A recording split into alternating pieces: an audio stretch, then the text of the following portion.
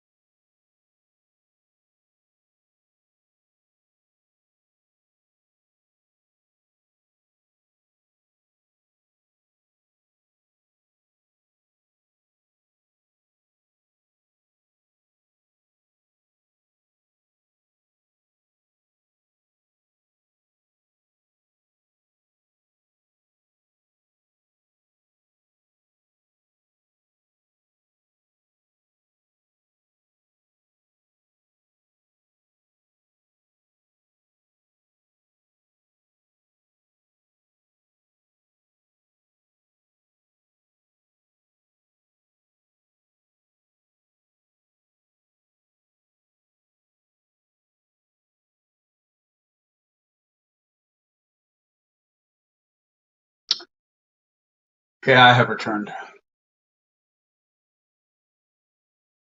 Okay.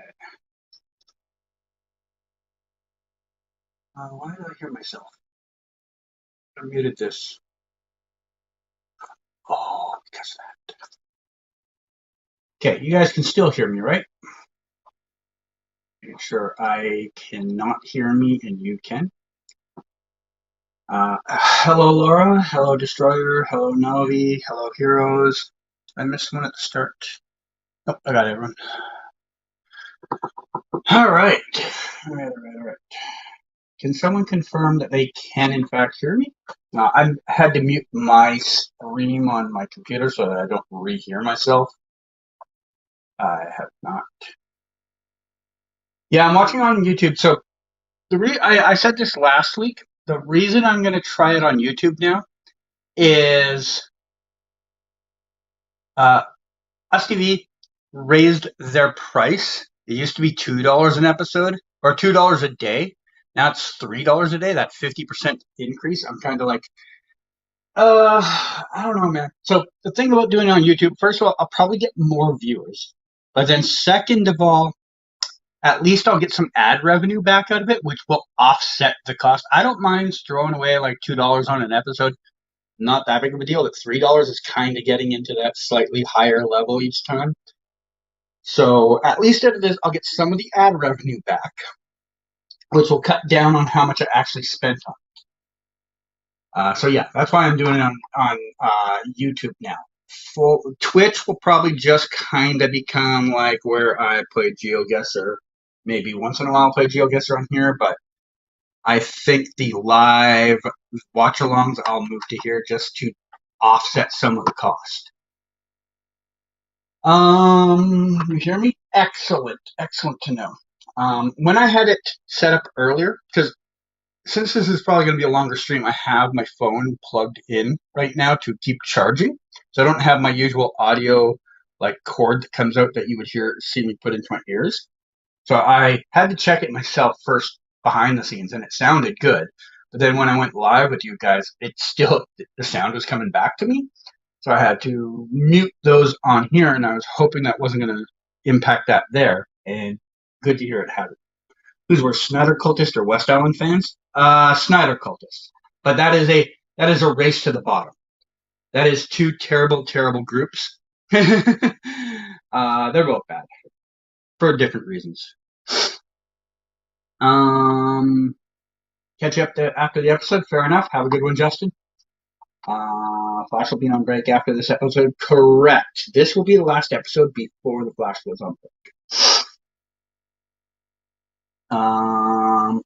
Oh man, how are you? Did you maybe see Cisco back? Nope, I did not.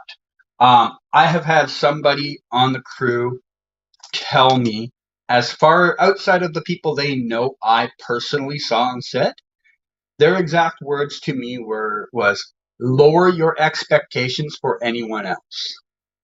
I don't know where that lowered expectation hits, but I would assume that lowered expectation is lower than Cisco because they knew I was looking for Carlos. So, take that for what it is.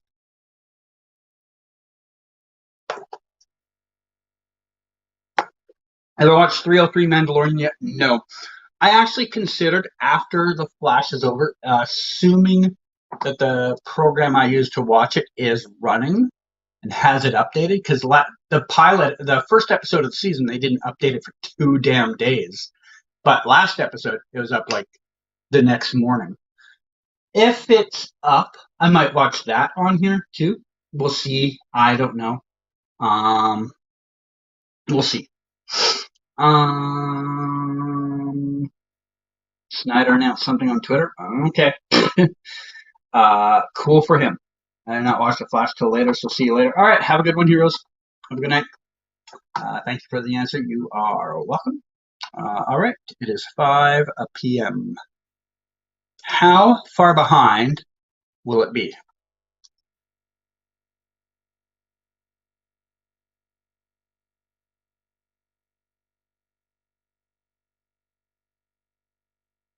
Dare to defy. All right, here we go.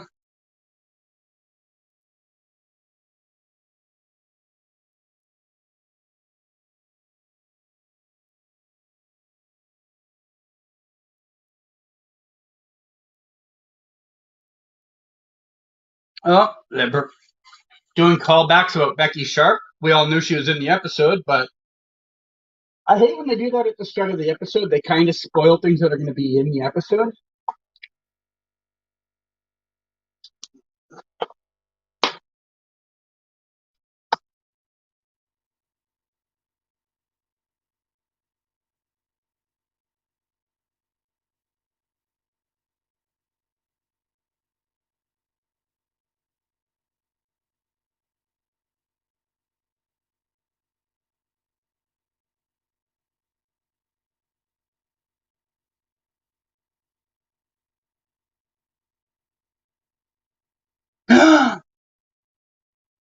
I thought her luck ran out.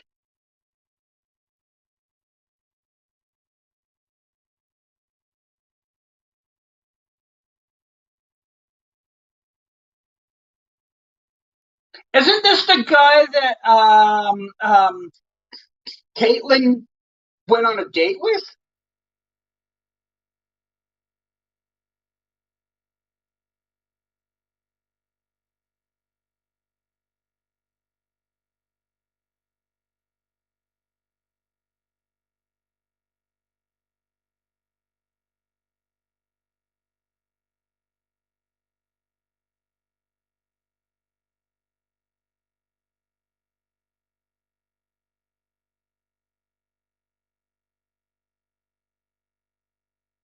Oh,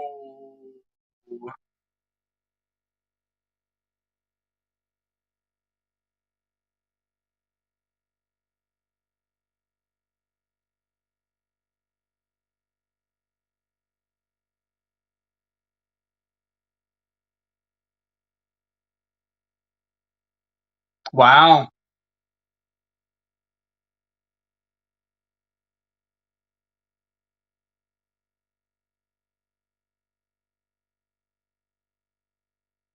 That was an interesting start.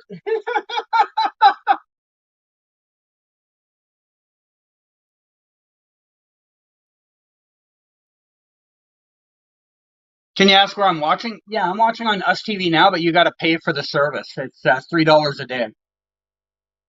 So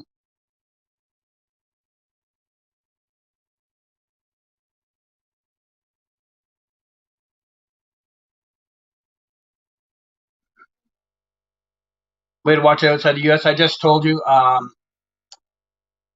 Just Google Us TV now, but you have to pay for it. You have to pay for it. It's $3 a day. So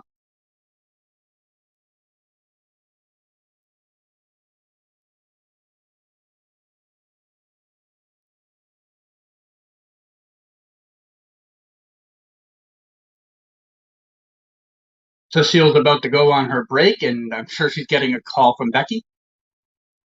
Oh, from Kramer.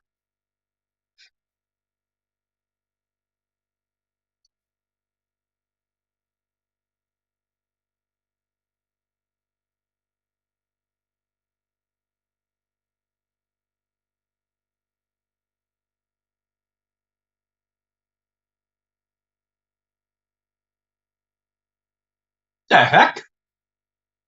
Iris has new hair.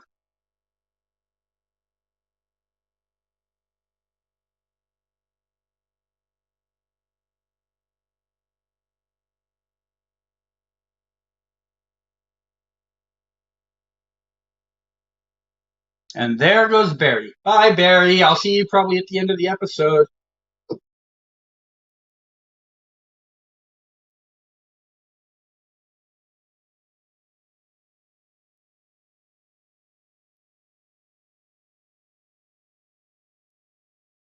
Hello, Jordan. How you doing?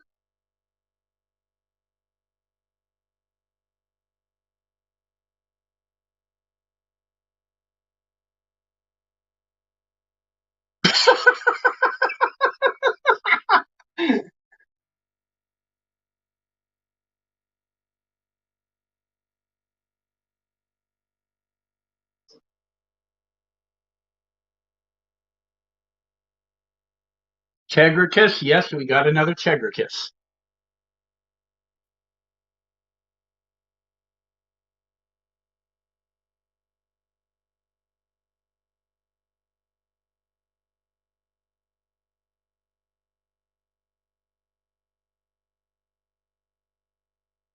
Abso-definitely. That is a new word.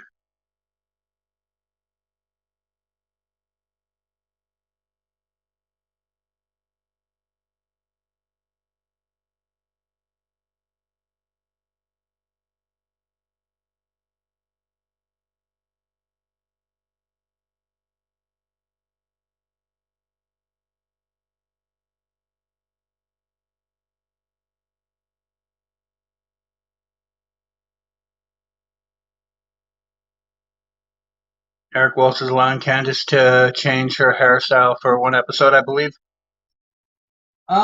It might be a permanent change. We'll see.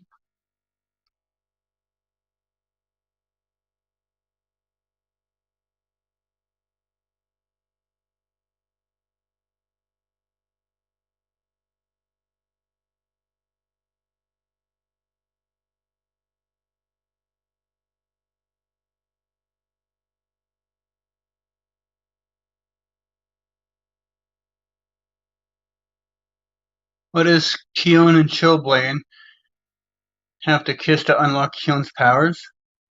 Seems pretty improbable. Kebab Blue is coming back.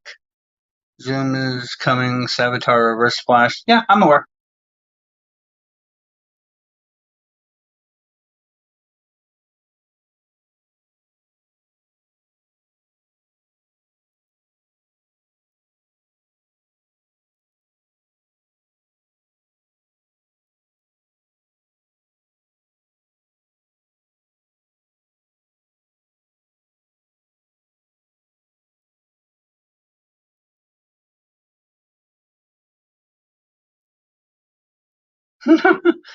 All right, it is break time.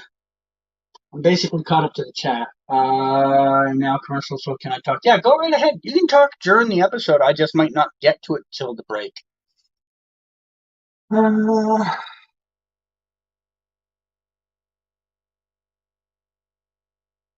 yeah, so looks like Becky is having a smidge of bad luck. Um, just a smidge, just this much. Um, Interesting to see how they're going to carry this episode without Barry basically going to be in it at all. Um, yeah.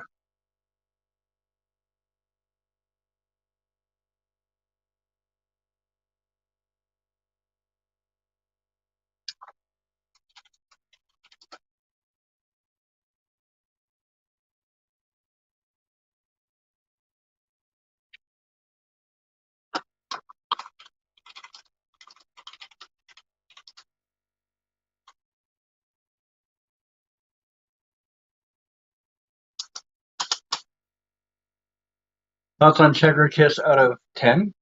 Fine. I don't know. I don't know how to grade a kiss. Don't love it. Barry has to drive because Iris will not allow no speed running. I never really thought about that. Yeah, I mean, whatever. If that's how they have to excuse him being out of the episode, I guess that's what they do, right?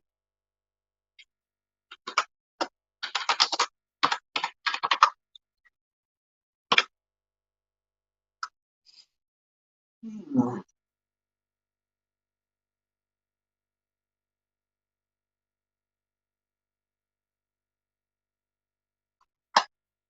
My soul is funny. That's different. I hope they explain why Bart is not at the finale. Um, they'll have some throwaway excuse if they feel they need it.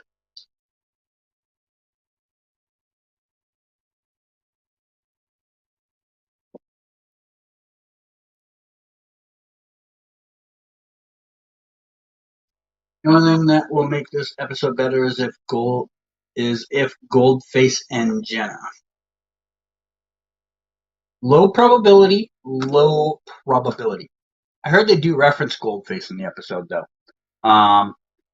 Someone had leaked the transcript for like the closed captioning, and Paigey went over it on the stream like yesterday and pointed out a couple things, including the fact that Goldface is referenced in the episode, but I don't think we actually see him.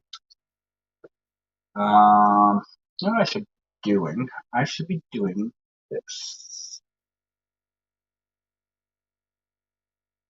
and I can do that and this.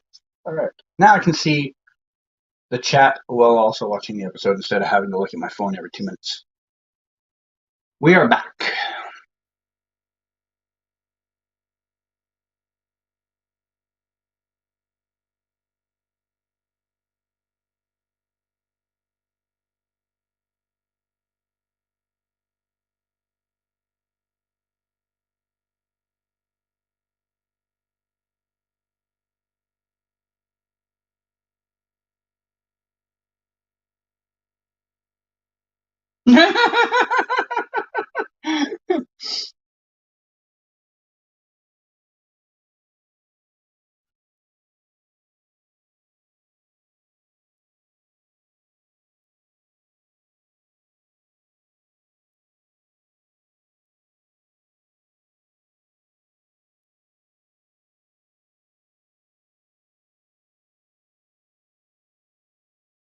Thoughts on Andy hating Patty Spivot? It's weird as hell. Good guy, but we strongly disagree on that.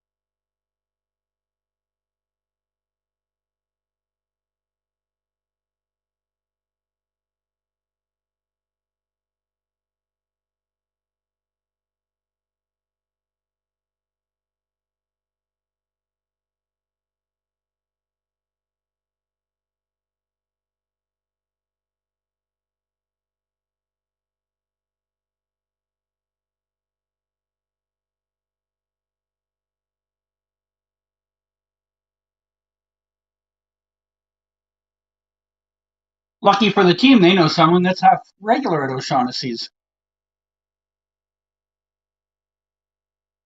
Hey, that building doesn't exist anymore. It's been torn down.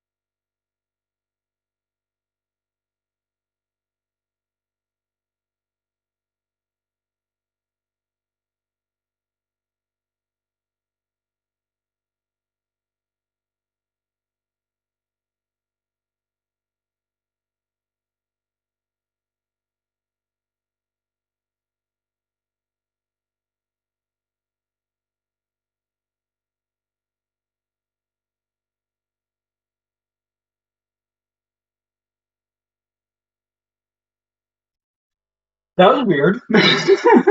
All right, let's see. Becky Sharp is kind of annoying. She can be. She can be. Episode is pretty good. Yeah, I agree. Once in a while, these flash thin episodes can be fine. It just gets a problem if they're doing two or three of them in a row. How does this connect? I guess we'll find out.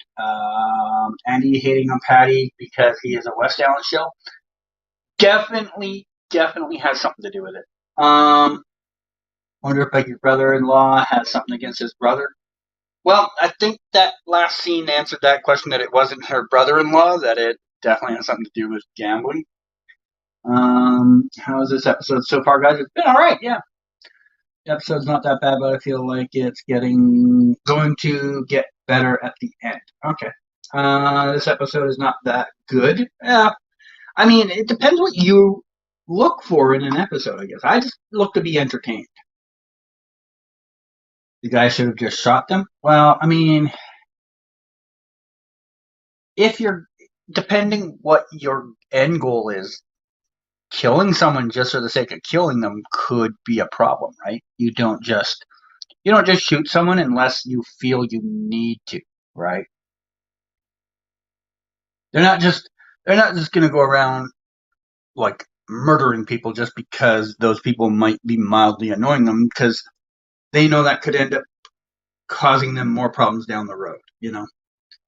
That's usually a last resort when they're looking at that type of stuff. Did you see that episode 9 of The Flash with Green Arrow release April 26th? I did. I retweeted Pagey's tweet about it. I don't know where he found the info, but I guess that is common enough knowledge out there now. Yes. After episode 8 of The Flash, we'll go on a 2-week break. Yeah, that sounds about right. They have 3 weeks this season where they can't have an episode. We know one is after this episode, so that leaves 2 more somewhere. Makes sense to do it after 8, because episode 9, is going to be a big one coming back. I am currently caught up to the chat.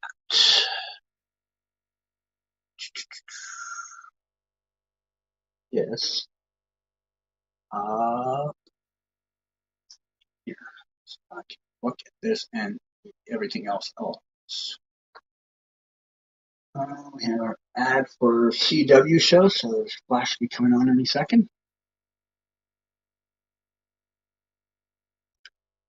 Nope. Rude.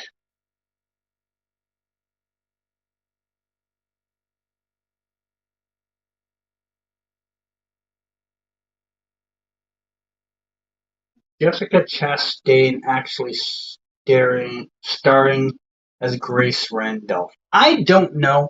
I get the impression that's probably a joke, but I don't actually know.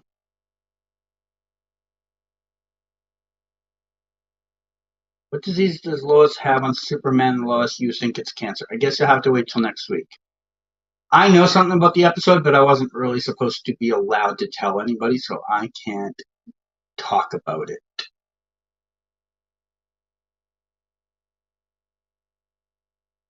I know you brought that up in the last live chat, and basically I have to say the same thing. Like, interesting. I mean, you're not on the wrong path. I can't say that you're on the right path. You're close-ish, maybe.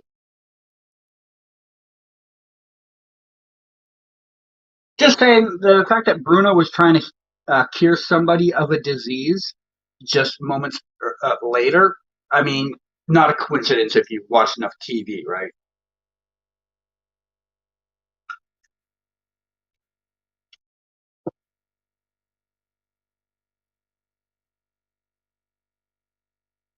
Oh my God, so many ads. We had an ad for like All American like 5 hours ago. Why are we still waiting to get back to the show? This is the third fucking ad for a TV show already. Dear CW, if you can't sell the slots, oh my God. They're now advertising like indie racing for the CW. Like I didn't even know the CW was doing indie racing. I just thought like discount bin golf was the only thing they had. All right, finally we're back.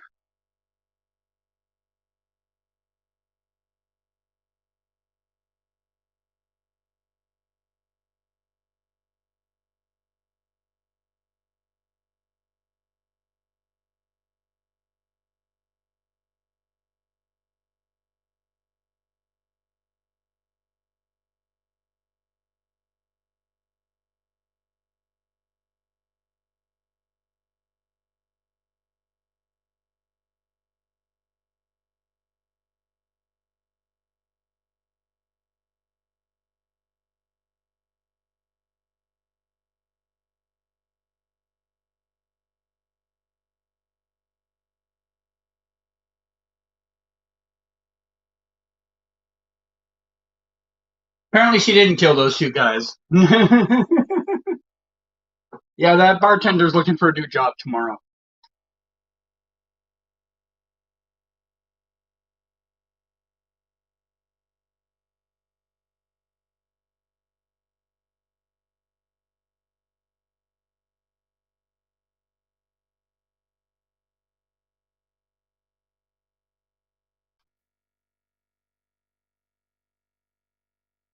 Keone has no idea what he's talking about.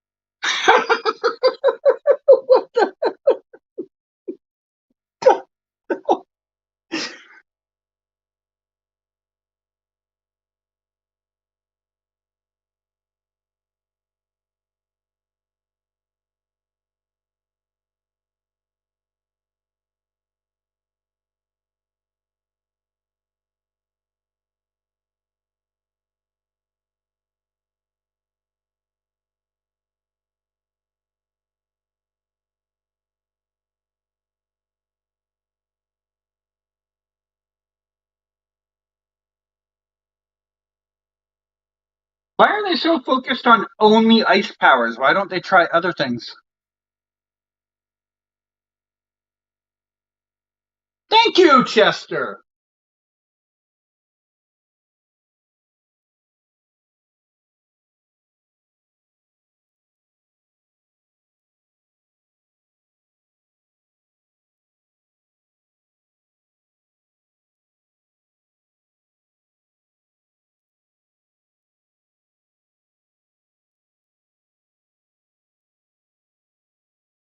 That was very a little confusing.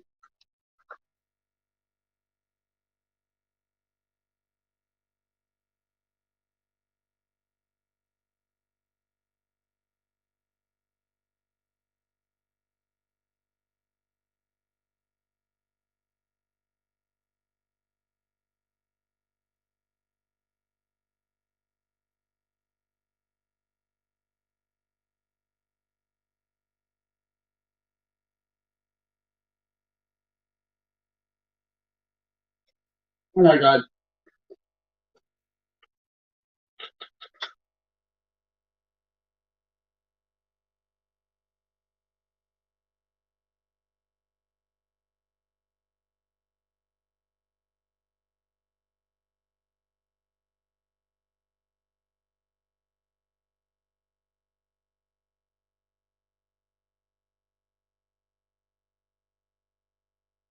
Can't Allegra like zippity zoop her there with her like light power thing?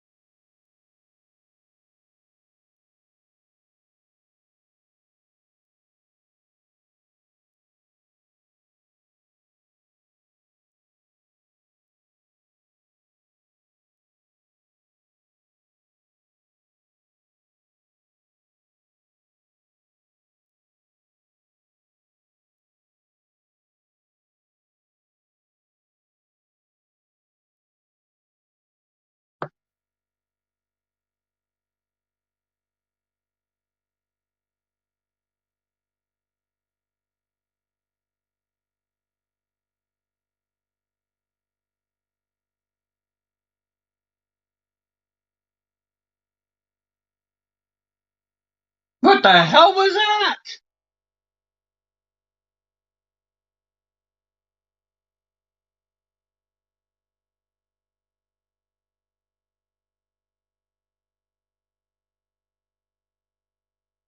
It's gonna hit Becky, isn't it?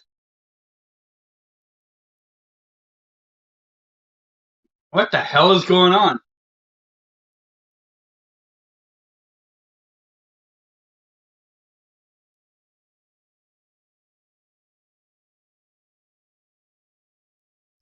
Okay, me confused. All right, let's see what you guys have been saying. Like the showrunner of Superman and Lois remembered Sophie, and we're like, oh damn, we gotta get rid of her. What do you mean by that? Oh, this is funny with Tion and Mark. It was a little funny. It was a little funny. It had me chuckle a bit. Ice Blast Activate, yes. Uh, outside of that, and was like, can they get rid of Sarah too? Seriously think they're going to write her out at the end of the season? Who knows what'll happen? I mean, if they move to Metropolis, maybe they will. The actress who plays Sarah is really cool, but the character sucks. Oh, the character right now, I'm so annoyed with that character. So annoyed. I like the character generally, but right now, fuck Sarah. I don't know why she feels the need to be cruel to Jordan. Yeah, I agree with you on that. Wind power activate. Maybe that'll get going. West Allen fans activate. There we go. That's what will get it going. That is the keyword. She's like, oh, sorry, I completely misworded it. Because Mark is hoping Frost is alive inside Keon. Maybe, yeah. That might actually be it. Zippy what CG? I don't know. I don't know what that means. She had those transport bombs. Yeah, exactly. Allegra has like the way to. Oh, that's why you said Zippy, because I said Zippy. She could like zip her over to like Joe's place with like those magic things. Yeah, that's why Zippy came up. Feel bad for Becky? So do I. So Cecile is seriously leveled down. Yes. Um, this is why we need Goldface. Ooh, we always need Goldface. Serious. Cecile has seriously leveled down. Yeah, I think I just read that, didn't I? Oh my God, two of you said the same thing. Um, that's why Cecile needs to leave Central City for the country. Yeah, she needs to level up by taking a day off. Where's Amunet when you need her? I don't know. Anti-meta technology. Apparently, that's a thing. Why has no one ever used that on the Flash? Question mark? Um, out of context, that looks very wrong. Oh yeah. I don't know what scene that is. You're now talking about. Episode is going to be the best in season 9. Whew, I don't know about that. Need another Chrissy Kelsey? You might get that. Who knows? Who knows? CW does CW things sometimes. Um, Mary Hamilton from Batwoman could beat up Turner Hayes from Gotham Knights. I think most people could beat up Turner Hayes from Gotham Knights. He doesn't look like a very physically intimidating guy. Full-face fans need to activate. Maybe that's it. Not going to watch Gotham Knights unless I get challenged. Okay. We are back.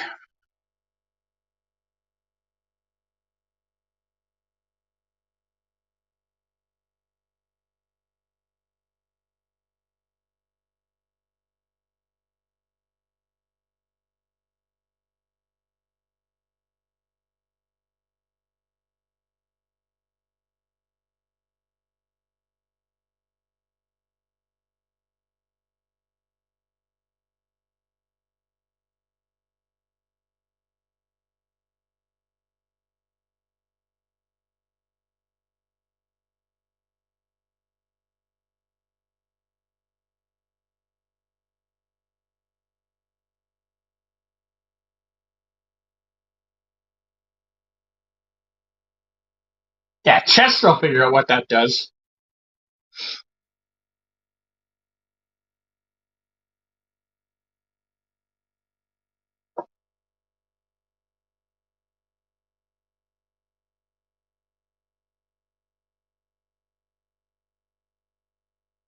What did Allegra see? The scarf.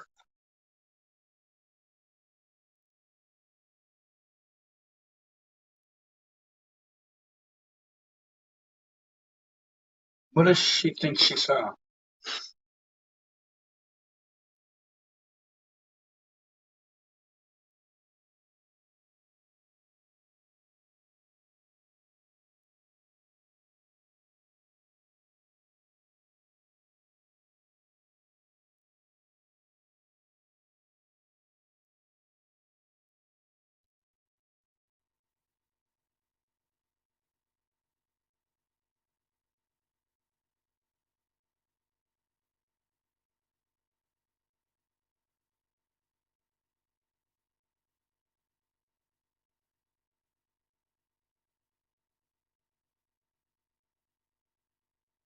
Young Blaney.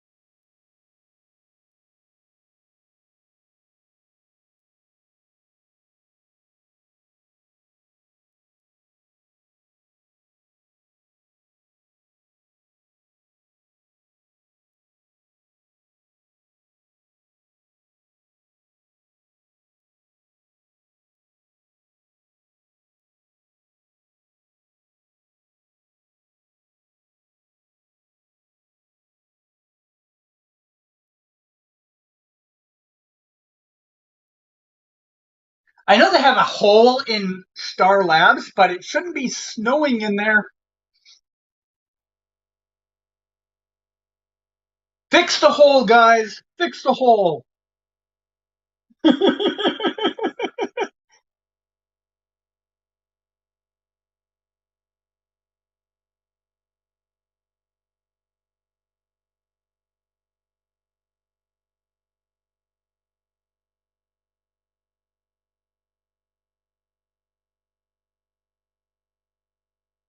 Give you a check or C scene.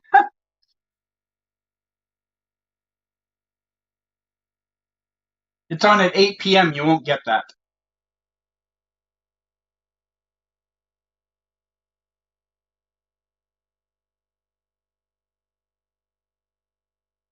You're actually getting Chillblain development, and he's not trying to bring back Frost. Yeah.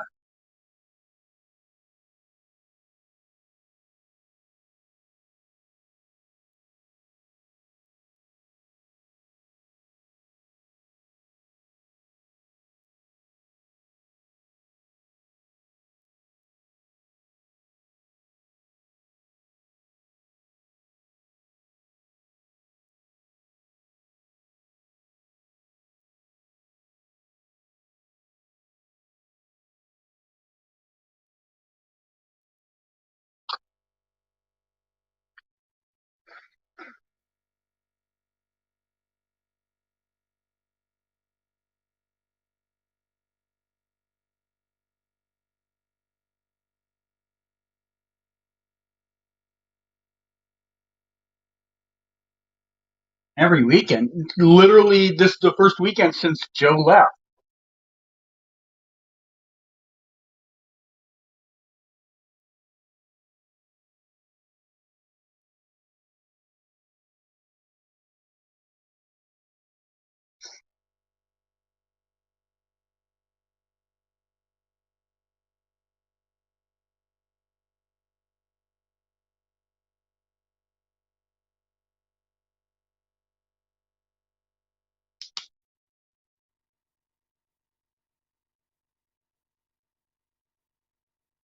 Yeah, exactly. 1 week since Joe left.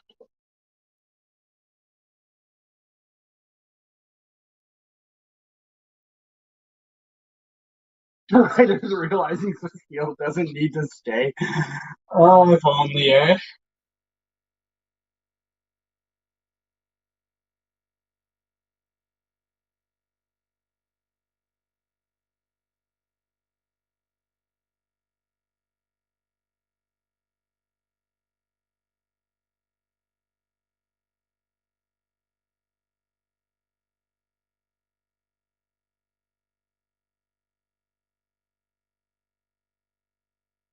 Who's running CC Media, by the way, is right now? Iris is out of town. Allegra is busy with this.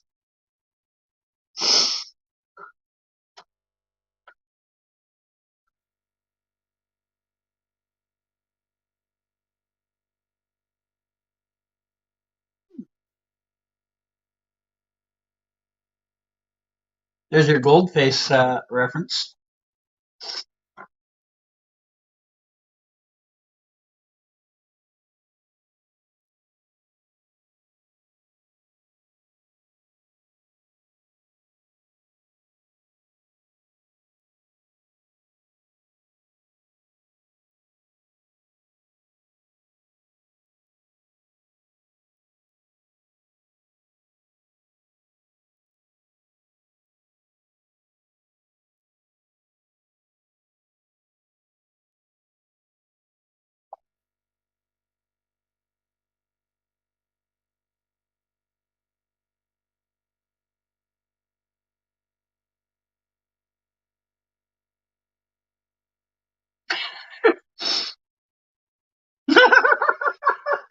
Oh, Chester Allen.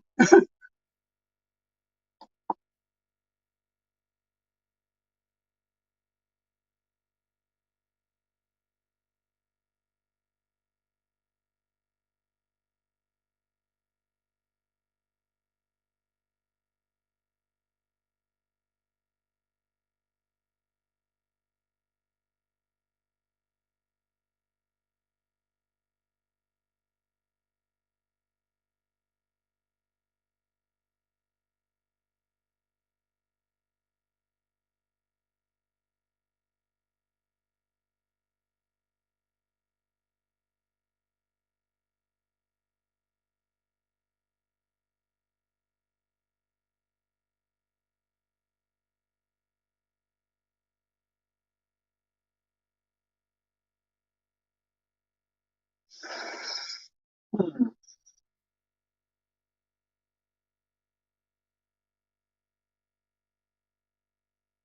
They really are making a lot of use of that O'Shaughnessy set piece.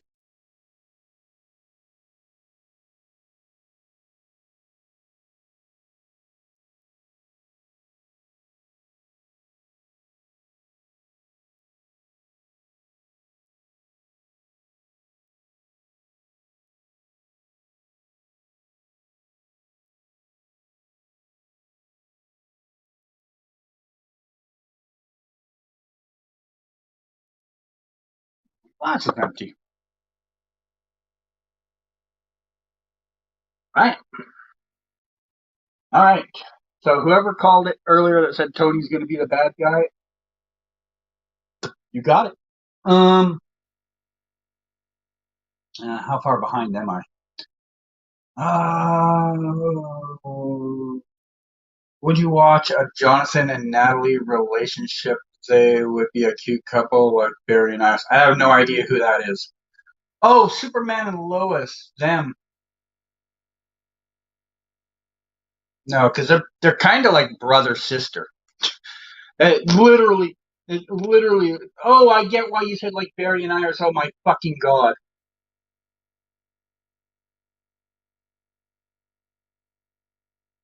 I went right over my head. Watching Allegra and Cecile will become roommates. Oh my god. They should call it Snow Labs. Okay. Who killed more on the Flash, Cicada or Red No Death? I don't know.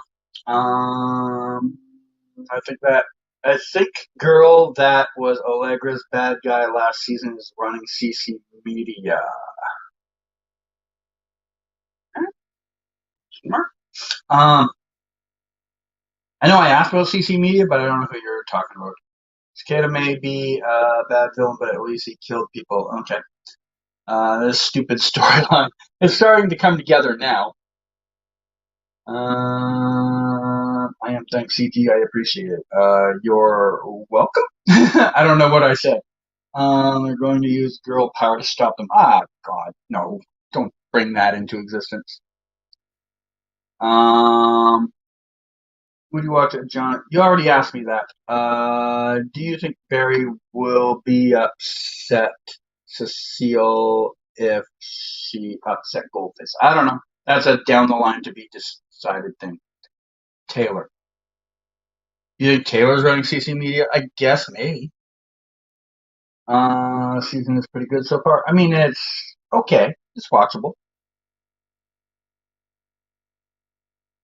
Been a few like good and fun moments, but I don't think overall it's been strong.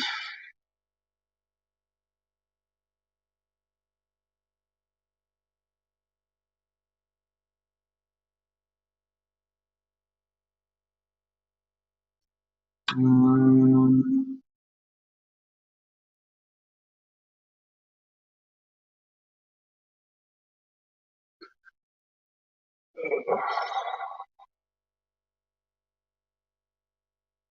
back? Nope, not. Fucking commercial breaks are so inconsistent on this network. One time they'll be like a minute, the other time they'll be like 4.5 minutes. Like no consistency at all.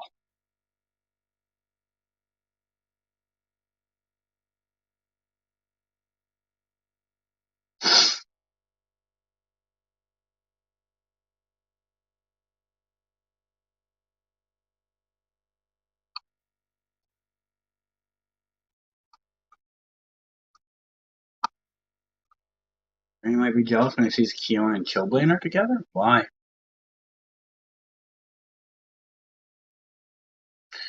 think people will be getting murder style with Barry and Iris in possible episode 8. Huh? I think people will be getting murder style with Barry and Iris in possible episode 8. I don't quite understand what you're trying to say. Yeah, I have to concede I don't get that. Is there like a thing about episode 8 someone knows that like that makes more sense because it didn't to me. Why am I seeing an ad for the Pittsburgh Penguins? Come on, man.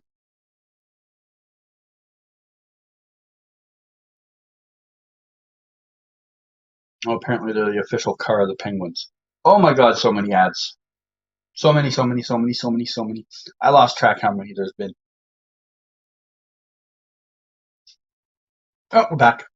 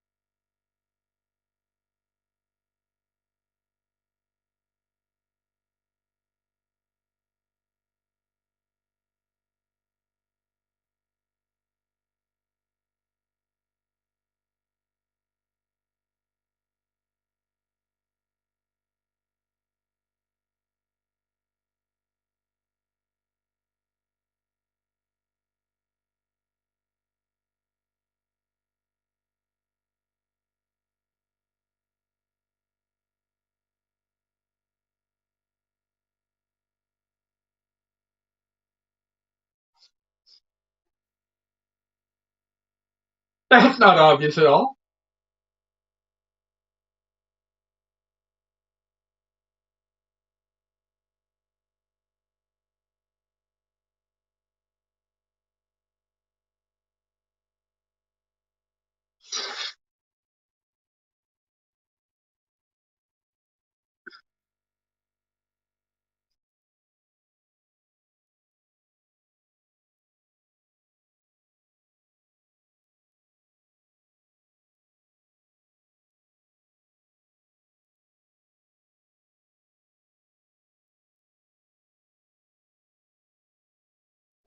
Well, that was a clever move. Getting tired of the term Superwoman, though.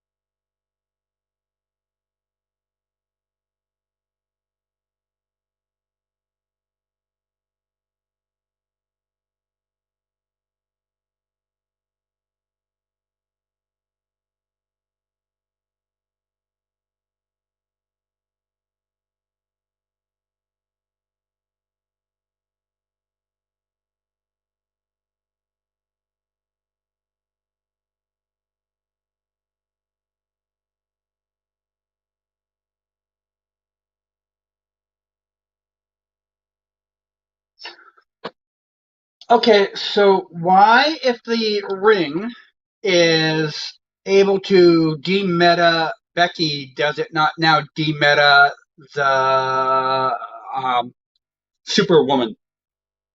Someone explain this to me? All right, where was I? Agra. I just said Agra. Eric wants Tegra to be West Allen so bad. Well, I mean, why not? I feel like this episode would have worked better if it was in the early season. I don't think it fits the finale season. Okay. Um, Wow, who would have thought that an episode of The Flash in the final season of The Flash without The Flash as an episode of The Flash would not be very good? Uh,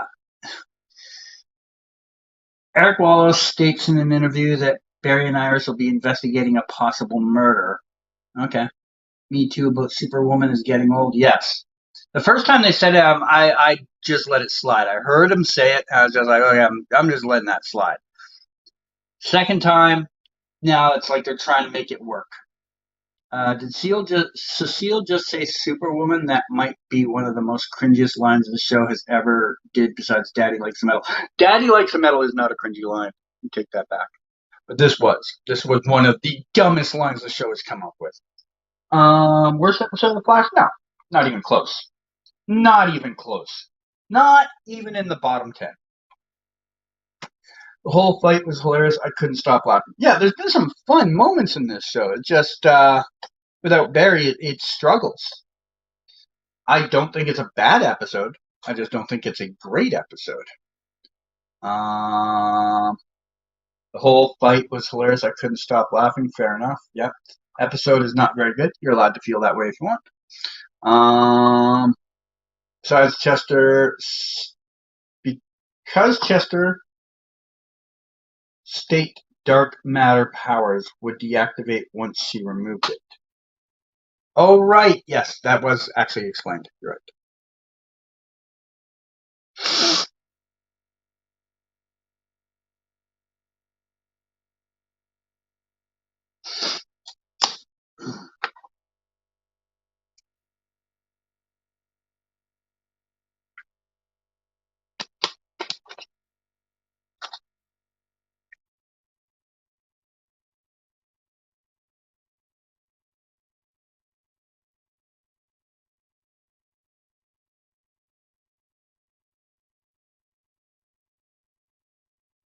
right. Superwoman is worse than I Am Vengeance.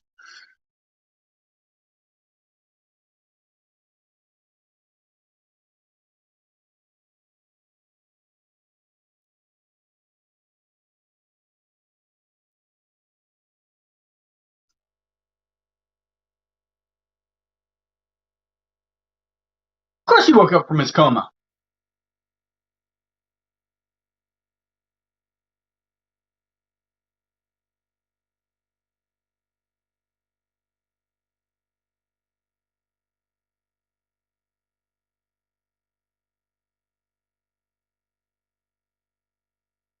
Who called that? Who was it that called that earlier? You read that script, didn't you?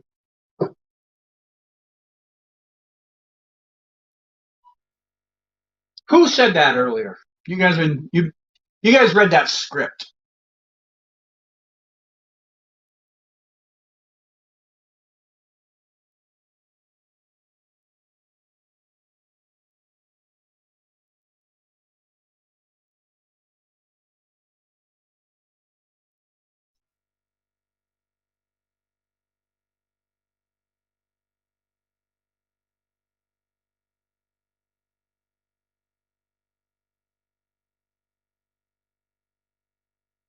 I forgot which one of you said it. I can't find it in the chat. You called it? Ah. So Laura read the script.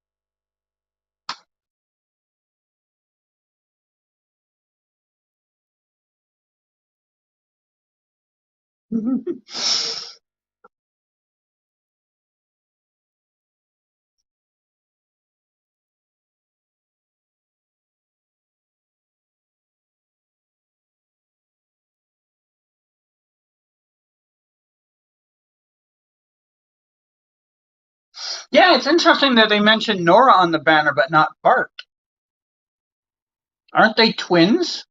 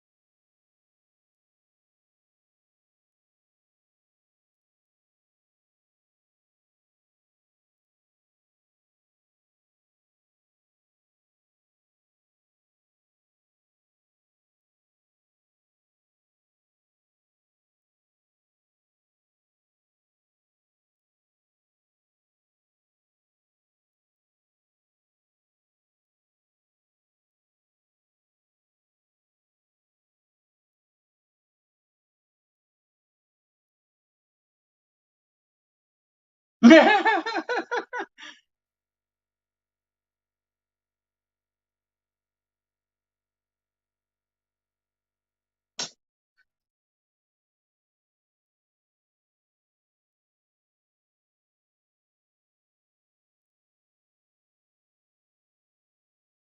don't know what she is.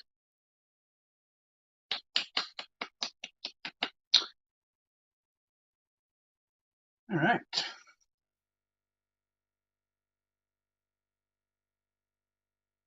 Captain West Allen. What the fuck is this?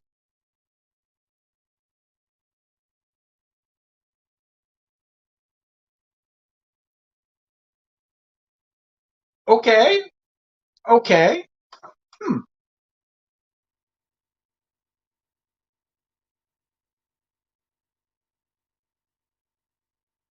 Um,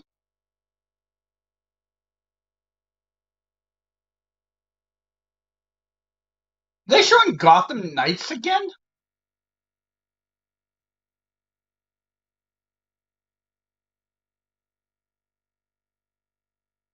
Oh my god, they are.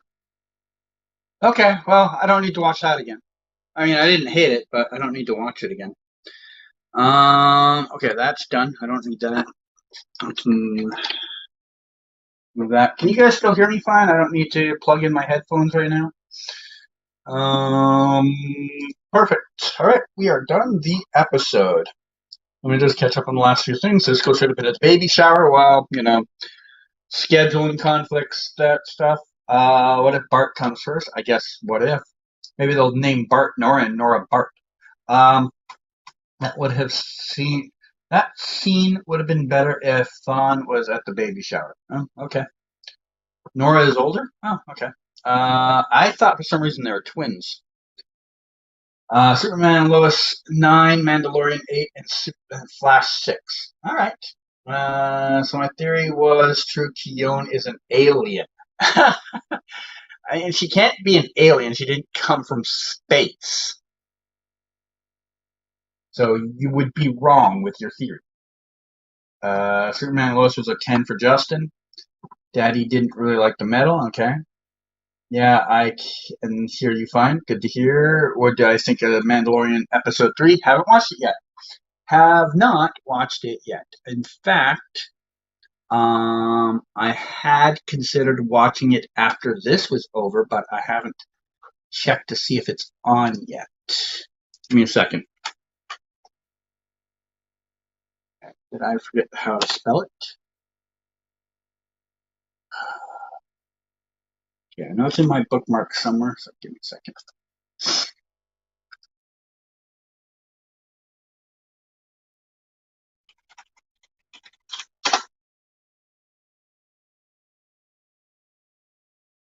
Does not look like it's up on my site yet.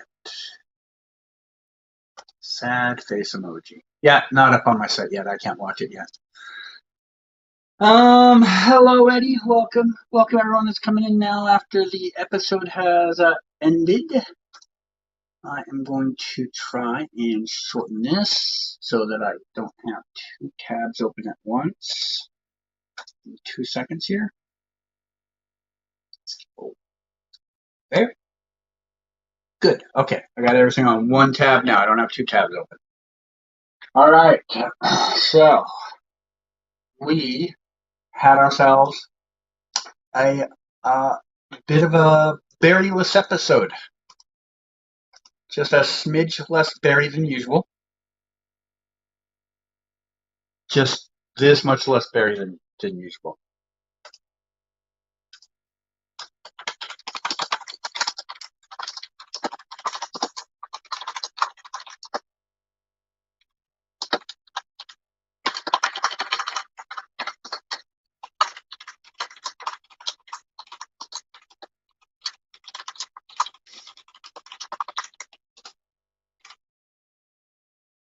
All right. I said tweet. Send out the tweet. How rude. Okay. All right. Okay. All right. All right. All right. I'm here. I am here. I made it on time. Yeah. Hello, everyone. Anybody that just is going to roll in now after the episode just ended? Oh, hello, hello. This episode was a negative 10 out of 10. That's not mathematically possible. The next graphic novel has to start with episode 9, right? No. Just got through looking at that episode, and it was pretty interesting. That's all I can say. I enjoyed it. I know there's a couple people in chat that are gripey and whiny and groany and mad, sad, and disappointed. But I just want a show to entertain me, and for the most part it did, besides a couple of just dumb moments. The Superwoman line was just shoot yourself in the head and hope it goes fast. Bad. Like one other scene, I think there was something kind of crappy, but overall, good. I'll give it a good rating. Not a great rating, but good. Where's my? Okay. I'm gonna move live chat there. Put that there.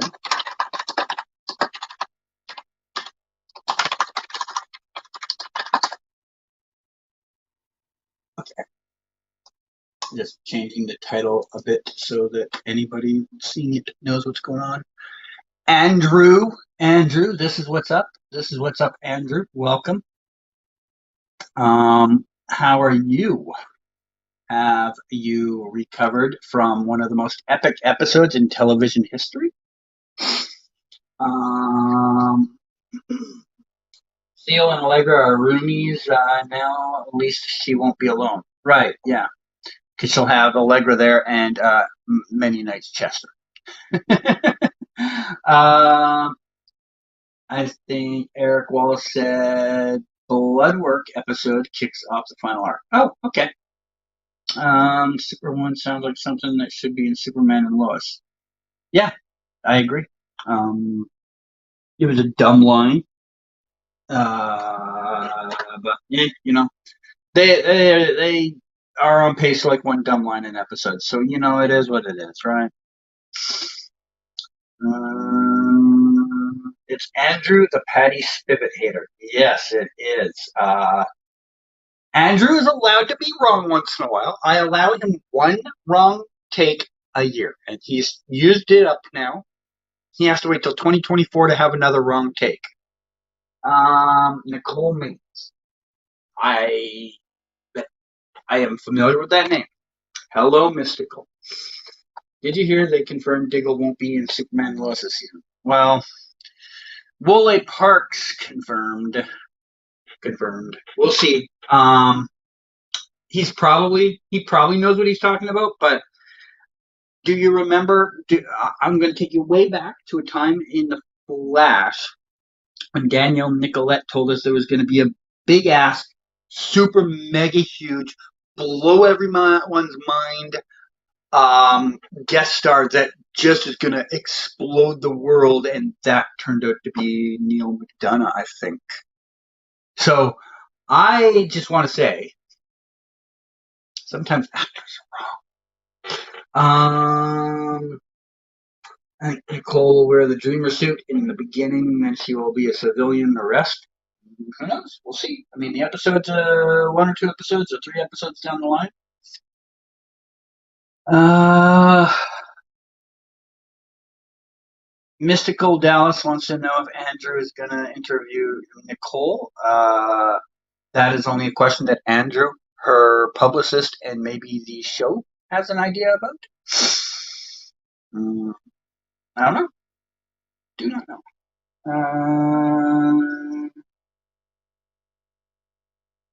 Oh, ooh, we have some drama. We have some drama. What's going on? What is going on here? Do I know his Twitter handle? Keone is a big mystery, but I'm liking how they're teasing us with her storyline. I think it will play out before the season ends. Oh, it'll play out way before the season ends, because she's gotta figure out her powers enough to be useful in the finale. You hope to interview Nicole for sure. That's good to hear. All right, so in this episode, we had a little string of bad luck, maxed around a little string of good luck. We had Barry just everywhere in this episode. Every time you look around, Barry's just there. He's just like a guy on the scene. You would turn away, pan to see a couple other people, and in the background, there's Barry just standing there. Guys, I'm here. Anyone need my help? They're like, yeah, Barry, we need your help. And Barry would go over and help. And it was epic how much Barry helped in this episode. Just so epic.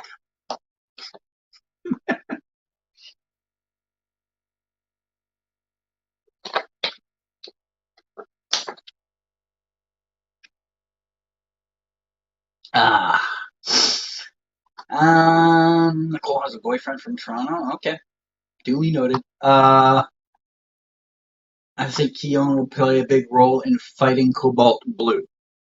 She's going to play a role in some way or another. I don't know what her role will be, obviously, because we haven't even fully fleshed out what her power is yet, but clearly has one. They'll figure it out eventually, and we'll get there. Maybe she'll make it snow on them. I don't know. By the way, how funny was it that she started making it snow in Star Labs, and all I could think when it happened is that must be the spot where there's a hole in the roof, because how else could it be snowing there? I know. I'm aware that it was because of her power, but realistically, come on, man. It shouldn't be snowing inside the building unless it's where the hole in the roof is that they refuse to fix, because why?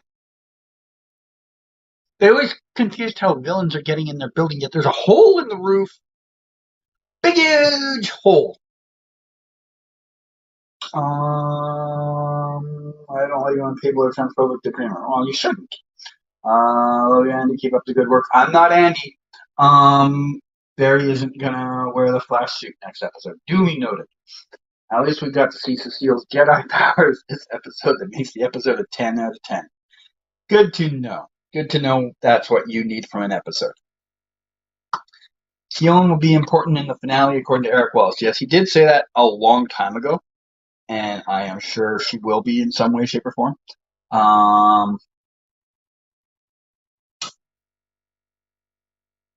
Will people lose their shit if Cisco isn't in the final season? I think some people will, but yeah, we'll get there when we get there.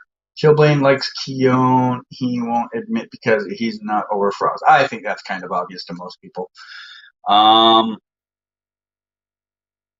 Let's be honest.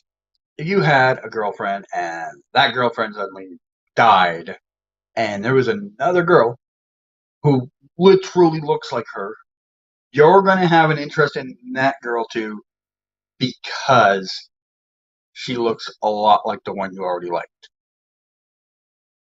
They might have different personality traits, but from a physical appearance, you already know you like that physical appearance. So it all comes down to whether their personality traits are enough to turn you off or not. Plain and simple.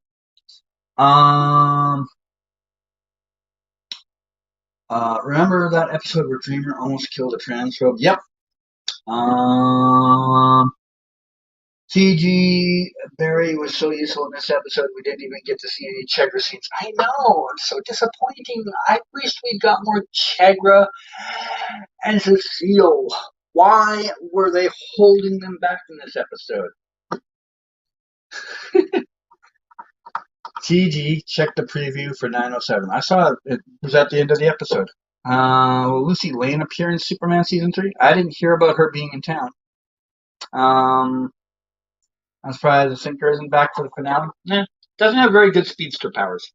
You're hyped. Yep, duly noted. How was the Superman and Lois premiere? Pretty good. Pretty good. I'd give it probably about an 8.5-ish. You not watched it yet, Scott? Come on. Expect you to watch it by now.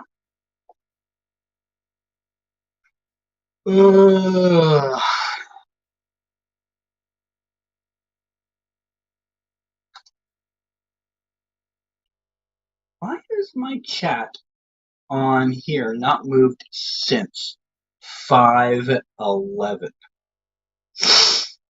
That's weird as hell.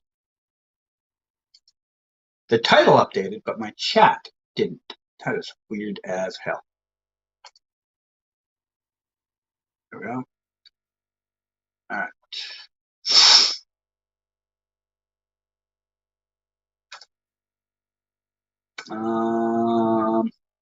Where was I? Superman and Lois. Oh yeah, I read that already. Can't wait for the Dreamer episode. Noted. How come I didn't film the Dreamer episode? I don't fucking make the schedule, man. I don't work on the show.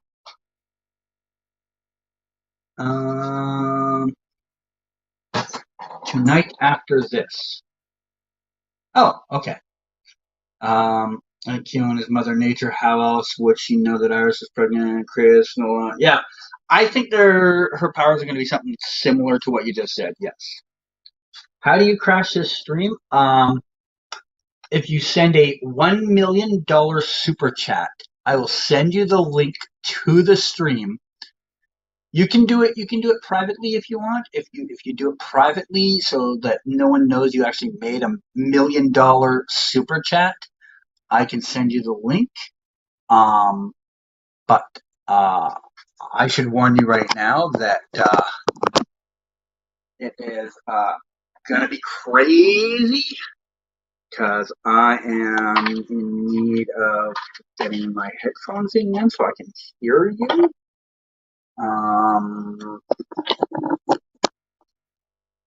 So, anybody want to see Andrew in the stream? Anybody? I will. If we get there's allegedly 10 people watching right now. If we get 11 people say yes, I will give Andy the link to the stream. Totally a thing that will happen.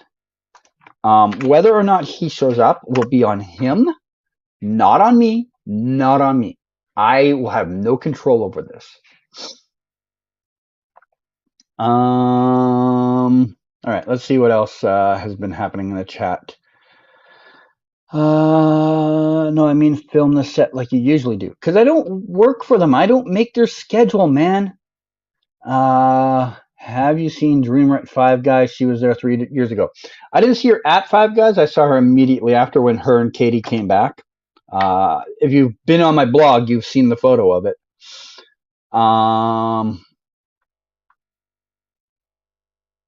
Andrew Garfield? I don't know what that means. $1 million is too low of a price, CG. Well, unfortunately, I already made the offer to him. Yeah, unlucky. You should have spoke up sooner. I could have changed it. Dude doesn't know how to check his DMs. It's been like 3 minutes and like hasn't checked his DMs yet.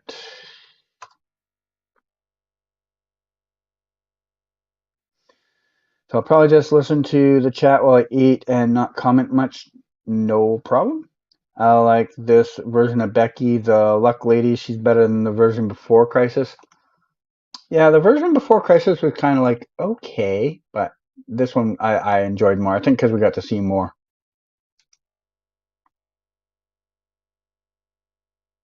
All right, I assume Andrew got like abducted by aliens or something because I don't see anybody waiting in my thing.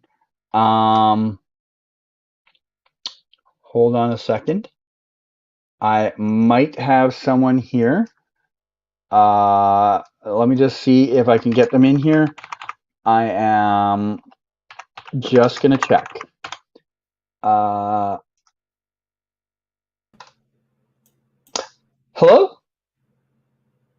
Is someone there? My name is Patricia Spitballs. I work for the CCPD as an officer who wanted to just join the police force to kill the man who murdered my father, not to serve justice to my country. That was one of the worst attempts at anything ever done by any person on the planet to date. I forgot what she sounded like. All I remember is when Homelander kills her in season 1. You know, that's a different show, right? I know, but that was like so like, that's why I actually felt bad for like that character. By the way, guys, in case you're confused by the profile photo, this is actually Andrew, not Andy. Hello. Give me 2 seconds. I just got a text I have to check, so I will be here, but I technically won't be here. Okay, cool. He's gonna go to the set of the Flash season 10 premiere that is just about to start up. So that's why he has to run off. He'll be right back. Let's see. I am still here. Oh, you're still here. All right. So we are. Me forget words. We have been joined by Andrew, not Andy, from the Marvel show. I forgot what it was called. What's Marvel Speedster? Do they have one? Quicksilver. Sure, the Quicksilver Show podcast. You don't know who Quicksilver is? Even Peters. Do I look like I read? No, but like I bet you. But you watch the X-Men movies, right? Do I watch what? You've seen the X-Men movies, right? I've seen 1 or 2 of the old ones. Oh, okay, never mind. Like I watched the ones that like I was gonna say that Hugh Jackman was in, but he's in all of them. Yeah, that's so specific. Ian McKellen in all of them. Yeah, so the original trilogy. Yeah. The only reason I even saw them is one of them filmed here, and I was like, I guess I should know something that's going on. Yeah, but yeah, I didn't watch any of the new ones. Yeah, but as you know, in the comics, Quicksilver was actually the original name for Max Mercury. You know, the speedster that he would use in the Flash that season. So, but then of course legality happens. I noticed when I was doing my homework on Crisis on Infinite Earths back in the day, there's so many overlapping names that you're kind of like, that basically sounds like someone I know from Marvel. Like their names are just like 1% different. Yeah, there's it's not just it's like there's Swamp Thing, there's in DC, and then Man Thing in Marvel. Occasionally, there's literally a creature that looks almost exactly it's like when you go to the grocery store and you're like, I need Rice Krispies, but Rice Crunchies are 29 cents cheaper, so you get Rice Crunchies instead. Exactly. So what do you think of tonight's episode? I need to rewatch it to really assess. Oh, I guess you would have watched it a while ago, right? No, actually, I was on Ben's stream earlier today, and I said they didn't send out a screener for this one. So you had to watch it like a common person? I know, like. Do you feel dirty inside now? like I feel like I feel like a more human being again. Oh Um, no! Oh no! um, but no, I definitely this definitely was this was definitely uh a bit of a rough one. But again, it's like, what can you do? They need to save budget. Grant and Candace have the Congress that they have. You know, it's Candace like, just showed up to work one day. She's like, "This is my hair," and they're like, "All right, get rid of her for the week." well, we know we're gonna we know she's gonna you know, we know she's gonna have that hairdo for a while. She looks great. The episode Yeah, for I mean, the next episode looks, you know, a lot of fun. But yeah, guys, what do you want to see to do? Like, if they weren't filming outside when Nicole Maines was here, what was he supposed to do? I don't write the show, man. I mean, It's just like, why did you take photos for this? But it's like, I what get are you this. I doing? get this Listen, all of the time. I would get people. I had people mad at me on a show because I kept posting spoilers from one certain shipping group, and I'm like, I'm not the one that decided what to film outside. Like, I don't get to choose which scenes they shoot. I just I don't get it either. It's like you They know, actually think I was hiding content.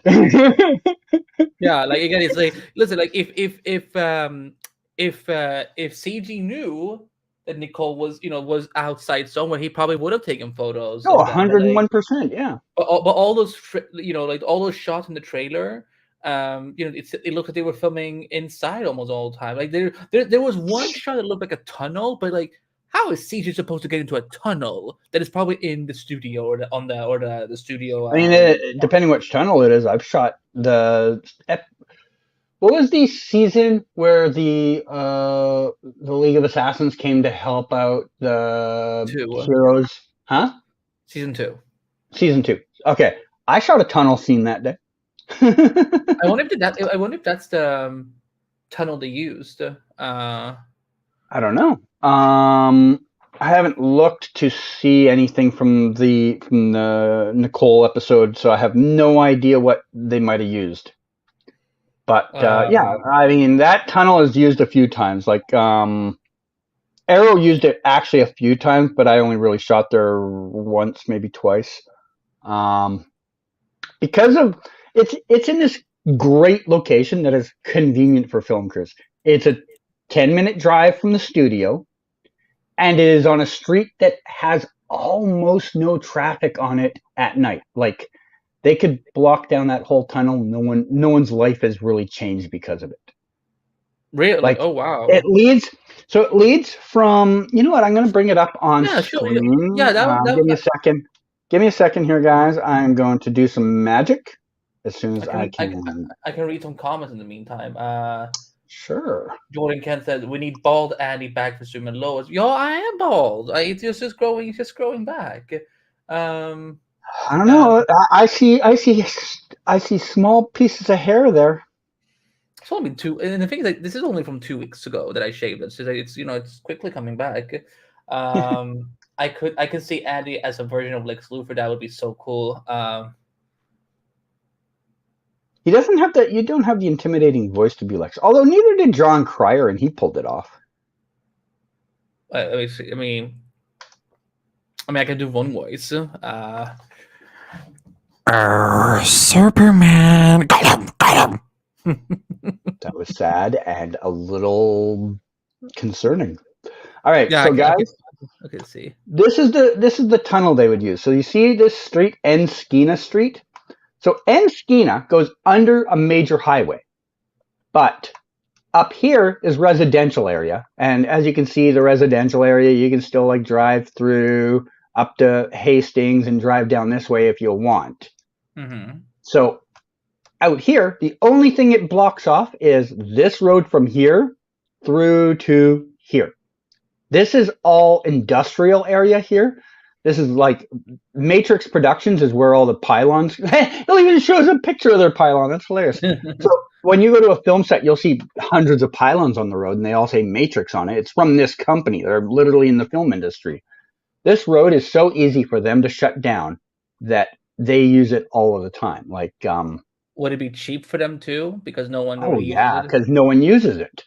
So why haven't Like they done more sequences there? so, like look, I dropped onto the road here. They've even got pylons out here right now. I bet you someone was filming the day that this the Google car went by here. So they use this tunnel all of the time. That Arrow scene was in this tunnel. Arrow's So been there a couple of where were other you? times. Where were you standing? Not far. I was maybe standing like here, like pretty close. Oh, Um, those were I had a some. weaker camera. I had a weaker camera back then too, so that's part of why they're not that great. But like Let's go to Canada. they'll do like drive scenes down here around this corner, and use like this straightaway too, because it's just so easy to block off. As you can see, there's literally one business on this whole side, and all of these businesses are like closed after like 4 p.m. So they can shut this down real easy. That would explain why no one would be driving down there at night. Yeah, so like you can drive up here. Hopefully I don't end up on the bridge. I'm bringing up your photos. I'm looking at your photos from. Let's see. Oh damn! I don't know why you said your camera wasn't good back then, because like you got really clear shots. If I had been using the camera I have now, you would have been able to tell a lot more detail. I'm going slow under the bridge because if I do, I might end up on the bridge, and I don't want to end up on the bridge. There's James Bamford. So you see, it like comes up here. There's nothing up here. It's all bush. They're not closing anything down. And then you get to here, and it's just like residential. They can drive down this street. They can go up that way to get around over to there. So it's easy for them to shut that area down. And yeah, so Well, then I'm surprised they haven't used it more, like for like other. they probably use it more than we know. Like, I know Arrow was there at least twice. The last time I was at that set was for a Hallmark movie, Harry and Meghan Hallmark movie. They used that that tunnel for the Diana crash scene. Oh wow! Yeah, and so that was that is a thing they use all of the time, not just for Arrowverse, but like because it's like a 10-minute drive from the studio, it's a very convenient area,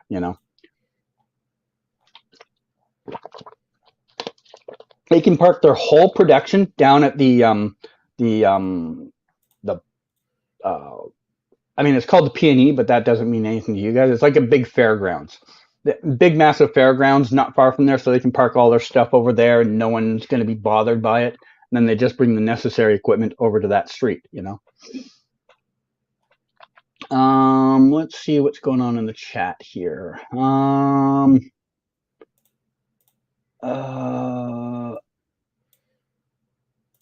But I really liked last night's premiere of Superman and Lois. Liked it more than even the season 2 premiere. Thought Gotham Knights had a decent start. Fair enough. I actually thought Superman and Lois was really good last night too, and I do think Gotham Knights had a decent start. So you got to see Gotham Knights a while ago. You now get to see everyone else's reaction to it. How do you think it's fared? I think there's a lot more positivity than I was expecting, because I was kind of like, are people just gonna hate it for the sake of hating it? But there were a lot of people that turned around on it, and I'm like, good, because like, and it, like speaking to the showrunners, Chan James and Natalie Abrams, who's one of the co-creators, like I can tell that this is something they're really passionate about, and something that again, because Natalie told me like this was a way for her to kind of honor her late father, who passed away during the pandemic, sadly. So she kind of like there's some parallels between her and Turner Hayes, for example. But there's and they're trying, like they get it as well. They're all comic book fans, and they want to try to do something new, but also respect what has come before. Like if you look, for example, the Gotham City that they are using, it's very inspired by the Batman the animated series for them. Oh yeah. So it's like, I think also like, yeah, because I think it's I even love that Misha was actually saying this in my interview, that he was like, I challenge DC fans to watch this, because like you haven't really seen anything yet. Like 2 minutes, like again, CW trailers, they don't know how to market their shows properly, sadly. Yeah. So it's been nice. I saw a little bit of what you were saying yesterday, CG. I think you're gonna I think you're gonna come around on Turner, turn around on Turner as See, well. and this is the thing I tried to bring to people too is like, if you remember Arrow season 1, everybody was shitting on Stephen Amell's portrayal of Oliver Queen. They're kind of like, he's got no emotion, he's kind of flat tone, blah blah blah blah blah. Really, I thought they were attacking Thea more. I didn't. Because I Oh, liked Stevens. Thea got attacked a lot too, but I'm more comparing lead to lead in this situation. Oh, thank you for the plug. Thank you. You're welcome. Because he used to get shit on all the time because he was very flat toned, a little emotionless. And I think the thing people don't understand is I think that is a particular choice because you're talking about someone that is emotionally damaged. Oliver had to live through all this horrible shit on the island. This kid got to see his parents die. He's not, no Russia. matter how much money Bruce Wayne has, that's not going to make you forget that, So I think it's going to take a while for that character to build some impression on people from a personality standpoint. He was, no offense to the guy, I'm sure he's just playing off of the lines he's given and the direction he's given. He was the weakest part for me, but I also remember, like I said, how people talked about Steven at the time, and I'm kind of like, you look 9 years down the line, nobody could imagine someone else being Stephen Amell's character now. People used to be like, oh, why didn't they get Justin Hartley? For about a year and a half, you would hear those, and then people just stopped saying it. So, Turner gets definitely there's some interesting stuff coming up in later episodes. I would say watch out for 5 and 6. Those are some good because I was actually rewatching them today. I'm like, ooh, there's some good stuff today for Turner. Yeah, no, I think that, again, it's like I enjoy Gotham. That's what it is. Like it's not like out of this world or anything like that. For me, like I just want to watch a good TV show. That's all I'm asking for. I don't need everything to have like a $600 million budget or filming on right, HBO. I just want to watch a good TV show. And for me, it right. was like, yeah, like I feel like one of the things that really stood out to me is that connected to me was when Columbo called out Harvey Dent on like your performative activism, and I'm like, damn, they can say that on the CW show. Damn, I love this. And it's and also Misha is so good as Harvey. Like it's like Yeah, I mean, Misha has a charisma about him that, like, anyone that watched Supernatural already knew. That I don't think anyone was worried about what he was going to do with that character. I'm more curious how he's gonna be when he finally becomes Two-Face. Did you see his post on Facebook and like Twitter and that with his yes. hand over the face? And you can just see like a little bit of the lip and a little bit around the eye of the makeup, and I'm kind of like, so he is going to be Two-Face at some point. Oh, he will. I mean, that's been already Yeah. confirmed. Like like that's absolutely gonna happen. And Yeah, but it's I just think kind of like he is the.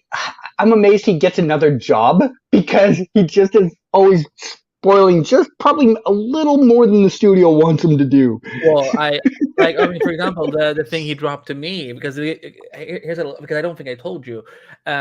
So the whole thing about Jensen Ackles almost being Batman. So I had Mhm. to wait for the network to allow me to run that quote because I think they Right. weren't.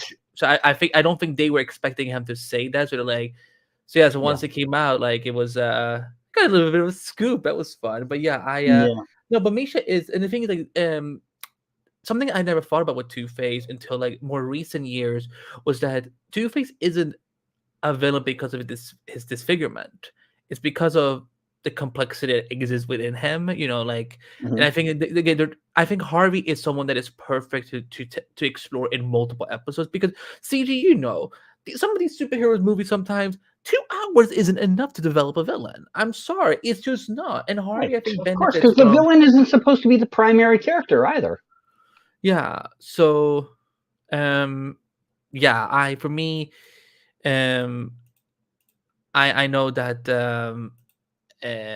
I know that I look forward to see again. The 5 and 6 are really good for Harvey as well. There's one shot in particular in episode 6 that I was talking with the showrunners about that I'm like, oh, this is some good stuff. There's some good stuff. So I'm glad some people are coming around on the show. Yeah. I'm really glad about it. It's always going to have its detractors because I made this point as hundreds of others have.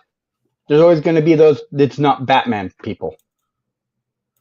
Unless it's a Batman show about Batman doing Batman things with Batman being Batman, they're never going to be happy. And doesn't matter. You could have called the series Robin.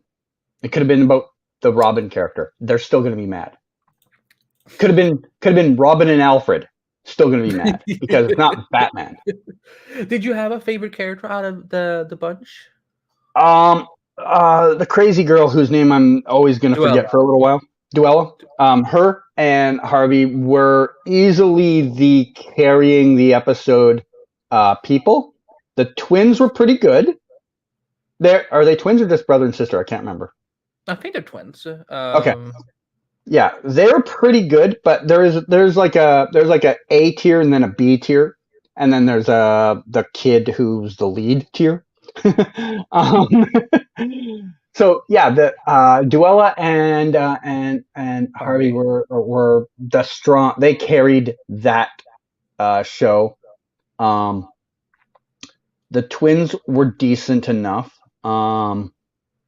The blonde girl whose name I forget right now. Stephanie Brown. Is that there Stephanie Brown? That's a little disappointing. She's fine. Why? I'm used to the Batwoman one. She was in one episode. They did her hair wrong. Yeah. She's a blonde in the comic. I don't care. I want the one from Batwoman. Probably just because I find her more attractive. But we'll move on from that. The guy who she was hooking up with, I mean, I get he's supposed to be an obnoxious little brat, but those personalities don't work for me. Huh? Yeah, he's the weak link of the show, I think. Brody just doesn't work for me. You know the other one that, and again, I understand your job is to piss me off, is the police guy that was like doing the interrogation with Harvey. Oh, I wanted to punch him in the throat multiple times in the episode. And I understand their job as writers is to make me want to feel that, but at the same time I take that feeling and be like, he's not very good, even though he did his job properly. You know what I'm saying? No. Like I think a lot of fans do that all the time. They're like, oh, I don't like this character. You're not supposed to like the character. That's when they're doing a good job. But yeah, it's yeah, I'm glad. I think it's off to a decent start, and I look forward to fans seeing again, because I'm just waiting for episode 7. So like I'm just like, well, yeah, you got to sit here for weeks, just weeks now. Assuming there are no hiatuses either. But I'm so glad also people like Superman Lois. Again, that was like, I don't know how much they spend of that budget. Like the flying sequence, the battle sequence, the construction sequence, like, and there was some good stuff in that first episode, man. I mean, there's always going to be good stuff in a Superman and Lois episode. They have rarely missed so far. But so I I thought of you when Sam was sitting there with Natalie, and he's like, "I'm not good with people. I'm not good with like talking to people." And all I could think of was boys. As soon as he said, "I'm not good at talking with people. I'm not good with people," my first thought was, yeah, you know what? We've seen that before. Yeah. How about Chrissy and oh my goodness, Kyle? So when I saw them like having that little like moment in the kitchen, I'm kind of like, are they hinting that there's going to be something between them down the line? And we had to wait like 8 whole minutes for that. Welcome to the CW. It took Chegra like 2 seasons to get there. Oh, apparently they got a lot of kisses in this Flash episode. Oh yeah, no, they were very busy this episode. Now they're gonna have their own room to do it in inside of Cecile's little house Oh, there. great. Now they have 2 people in that house that doesn't go to work and pay rent. Well, I mean, maybe they'll clean dishes or something. So we get to see now. We got you. What did you think of Automatopoeia? Because now you get to. Right. I forgot. Like I sincerely forgot that was coming until I saw it in episode. And cool, very cool. I don't understand where it's going to go yet. I'll be 100% honest. I have no idea where this is all going with that character yet. The introduction of Bruno Mannheim when he was standing over Atom Man's body. I think I understand where that's going to go. I think I have a hunch where that's going to go. But I don't know. I don't know yet what Onomatopoeia's connection to all of this is going to be, but we'll get there. We will get there. The mask is really creepy. Well, it should be. Yeah. I think it's just great because for all these years, Arrow was always talking about we Onomatopoeia. It's a hard character to adapt, and then Todd Helbing was just like, watch this. Oh well, I mean, if we can't get West Allen with scenes like that, then I'm sure we have to get suffer from that. I'm kidding. I'm kidding. But yeah, Superman and Lois, all around good. There's always 1 or 2 minutes that you kind of grit your teeth out and you're like, okay, let's get through this. And that again was Sarah Jordan drama that. Yeah, that ship I don't know if I just was a weird kid when I was growing up, but I get that they're trying to keep a demo of teens' interest in the show, but do teens actually care about watching people that should be together just pretend that there's I don't get this drama, man. I don't understand the whole storyline with those 2 characters. No one wants to see them as friends. They're just get them together and move on and have a life, and we can move on to other story arcs. Mm-hmm. No one wants to go back to this every 2 episodes. But yeah, how about Chrissy and Kyle? You know what we can call them as a ship name? Chrissy with a K. No. How about Kyle with a C? No. It was just so. And then Lana, of course. Oh, Kissy. Kissy. There you go. Kissy. There we go. I knew we would get there. Oh God.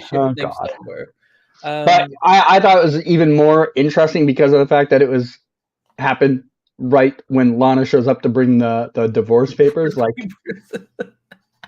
Wow. I howled. The first time I saw, I howled. I'm like, you cannot be this serious. And they did this. I'm like,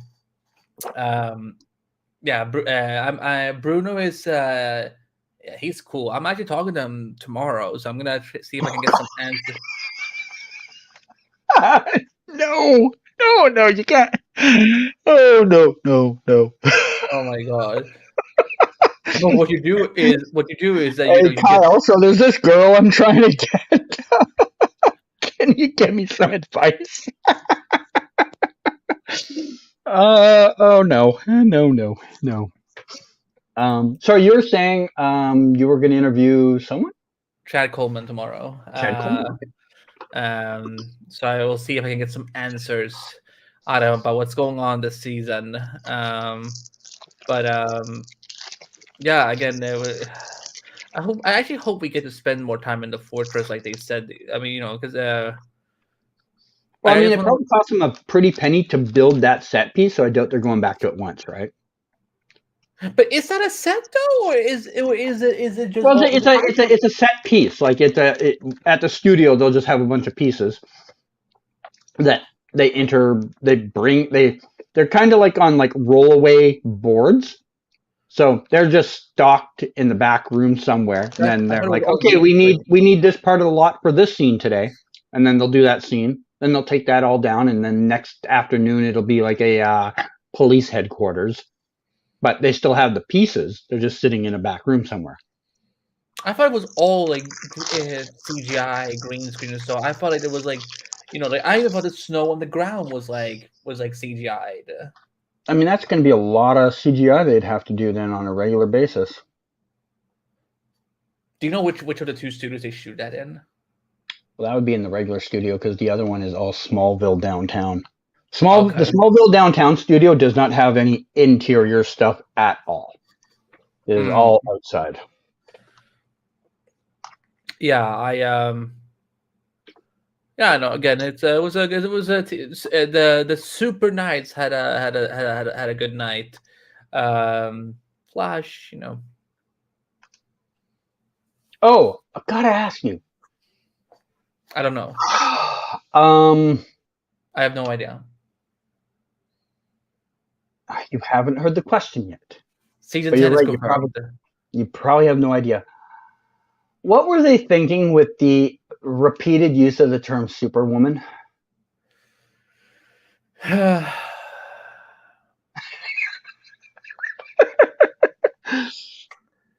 Excellent question. Because technically Superwoman is already on Superman Lois. So, it's because in the comics, Lana is one of the people who becomes Superwoman. But that's on another Earth. It's another Earth, yeah. Boys. Can be Superwoman. No, I don't want no. I'm sorry. You know what? They're going to CGI the cape in later from the scene that I saw shot. How? Okay.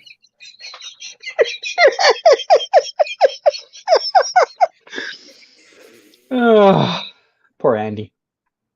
Poor all of you also for hearing me say that. I should have to do an apology tour for that statement.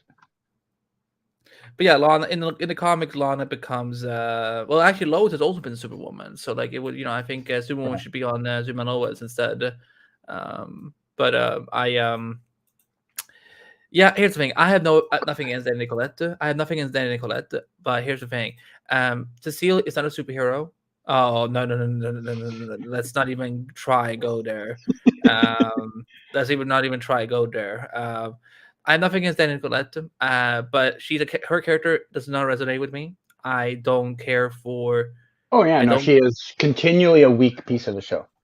Yeah, I feel bad for Danny Nicolette because there's been episodes where like, wow, she's really shining here, but she's just not superhero for me. The problem is that they give her like 7 to 15 minutes of screen time, and she is serviceable for 2 to 5. She's a character that can fill 2 to 5 minutes of screen time for you, no problem. You start giving her the 7 to 15 minutes that should be allotted to like your number 3 person, and she fails horribly. Not necessarily because Danielle herself, but because you can't come up with enough content and episode for that character for that long. I don't know why they push her so hard. Yeah, I need to rewatch the episode before I even get my thoughts on it. But like I'm definitely ready for episode 7 with Candace and Nicole. It looks like they had a lot of fun just based on that trailer.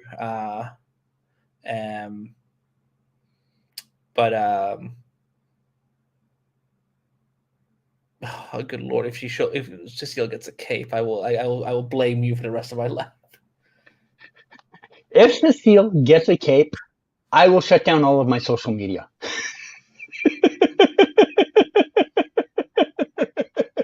I can just see the West Island fans now, like tweeting at Eric Wallace, like, "We'll pay you to put a cape on her." Now I'm scared if you actually saw like like how they do Homelander's cape when they CGI it and he put these dots on his back. Now I'm wondering like, wait, has CG seen something with identical when she has dots on her back? I was wondering why she had these neon green dots on her back. I don't understand. Did you see that Jeffrey Dean Morgan tweeted today about the boys? No, I did not. I really wonder who he's gonna who's gonna be like. He has to be a soups of some. Will you look for that? I'm just going to answer this that Eddie asked a few minutes ago. Hugh Jackman's supposed to be playing Wolverine again, Deadpool 3 as different versions, even wearing a mask. Oh yeah, okay. They're doing most of the primary filming for Deadpool 3 in London. Apparently, we're going to get some, but almost none of it. And I'm really annoyed by that. I wouldn't show it on screen because he's giving the bird. But that's what he tweeted. I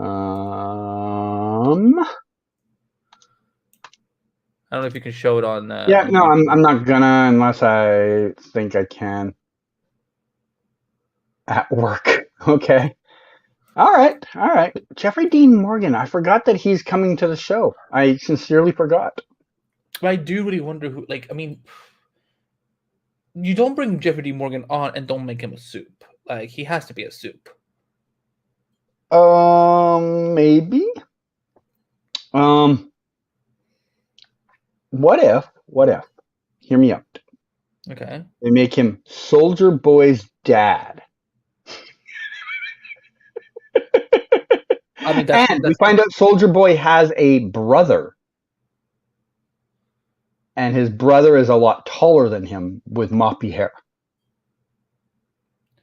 I mean, and then they also have like an angel flying around them. Could be Homelander. I mean, like, if Jeffrey D. Morgan played like Homelander's grandfather, that would be kind of cool. Do you think? Oh my god! Jordan, please don't. No.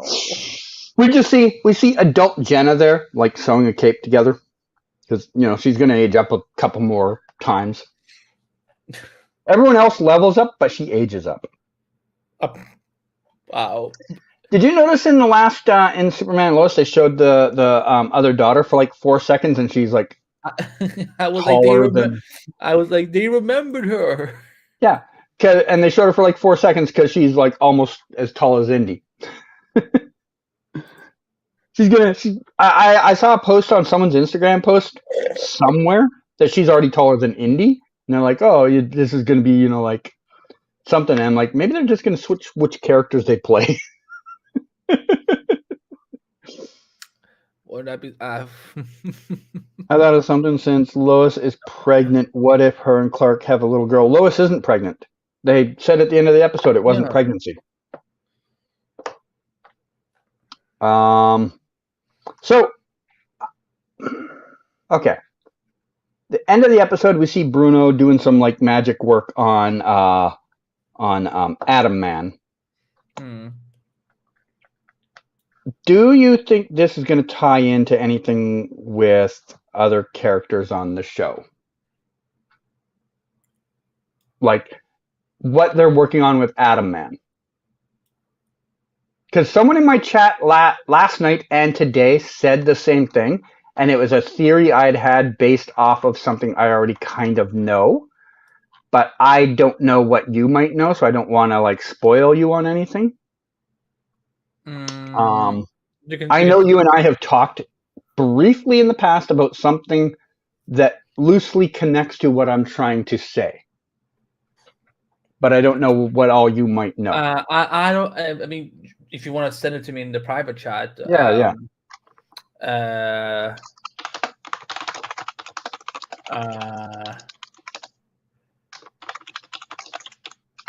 I swear. Hold on, me type bad. It's okay.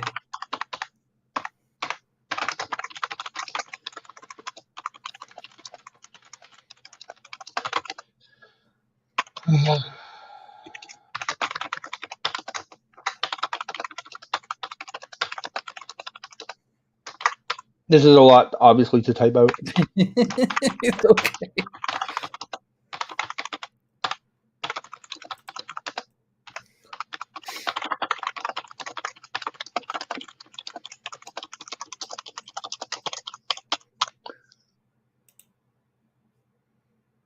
Okay, for now, that's good enough.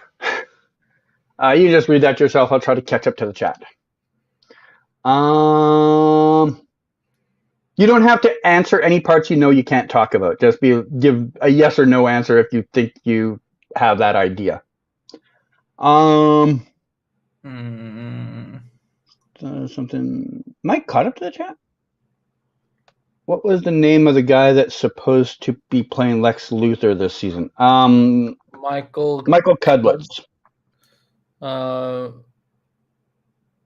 So this is another thing that was interesting that came up was when the mayor came and interacted with Lana, and he was like, "You have no idea," or something like that, what you're doing, or shouldn't be doing something with the money or something like that.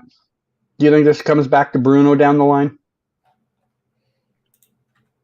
If you can't talk about it, don't. I'm trying to remember what happened in episode 2.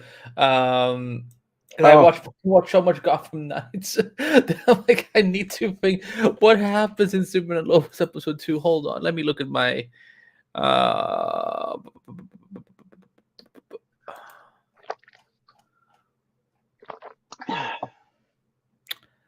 mean, I would say watch next week's episode. But because I just read my notes. You're like, I can't talk about this or this or this or this or this or this or this. Yeah, the list for the only thing I can talk about next episode is Tyler Hoechlin will be in it. The list for episode 2, I will say this: the list for episode 2 of Do Not Revealed is almost twice as long as the one for episode 1. That's crazy, eh? Because you think the pilot would, or not the pilot, the premiere would be the one that they're like, we need you to cover a bunch of stuff. And in episode 2, they're basically like, so what we can confirm in episode 2 is Tyler Hoechlin is in the episode, and it will have a 42-minute runtime. And it will air on the CW.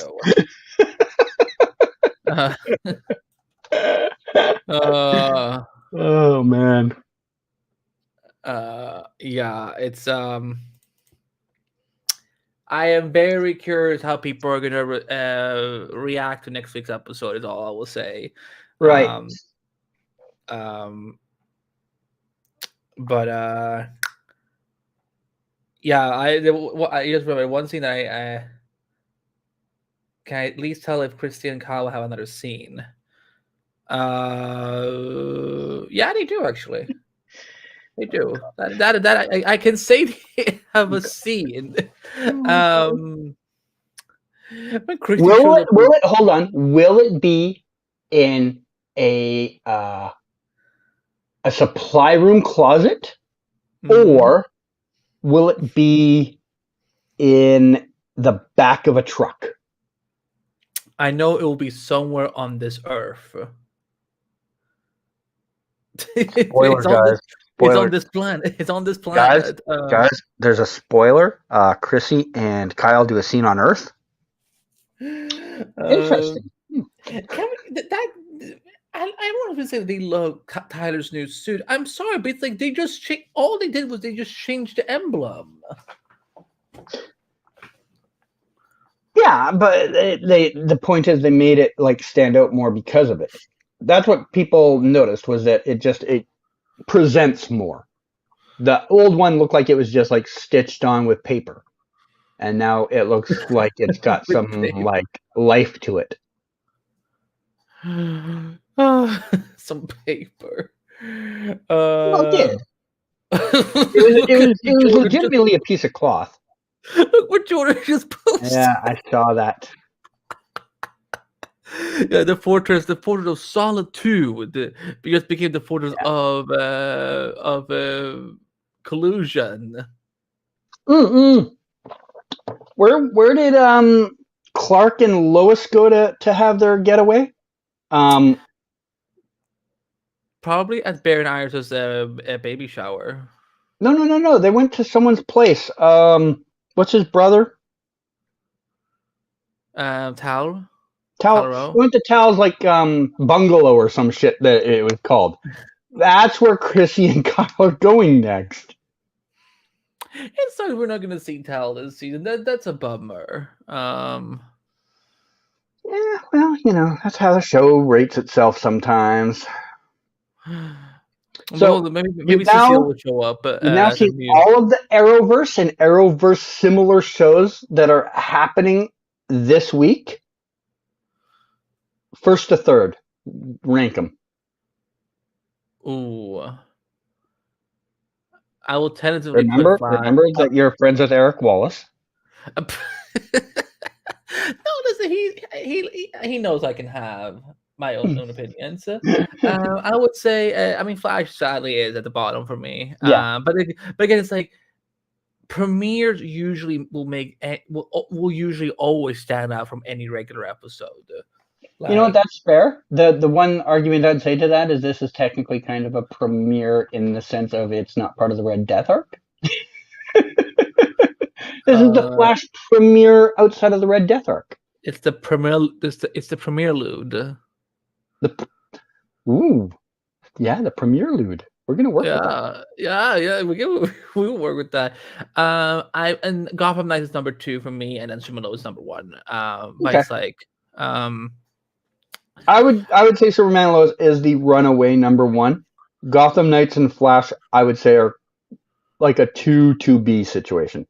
Depending which mood I'm in at that moment, might be how I feel about which one is better.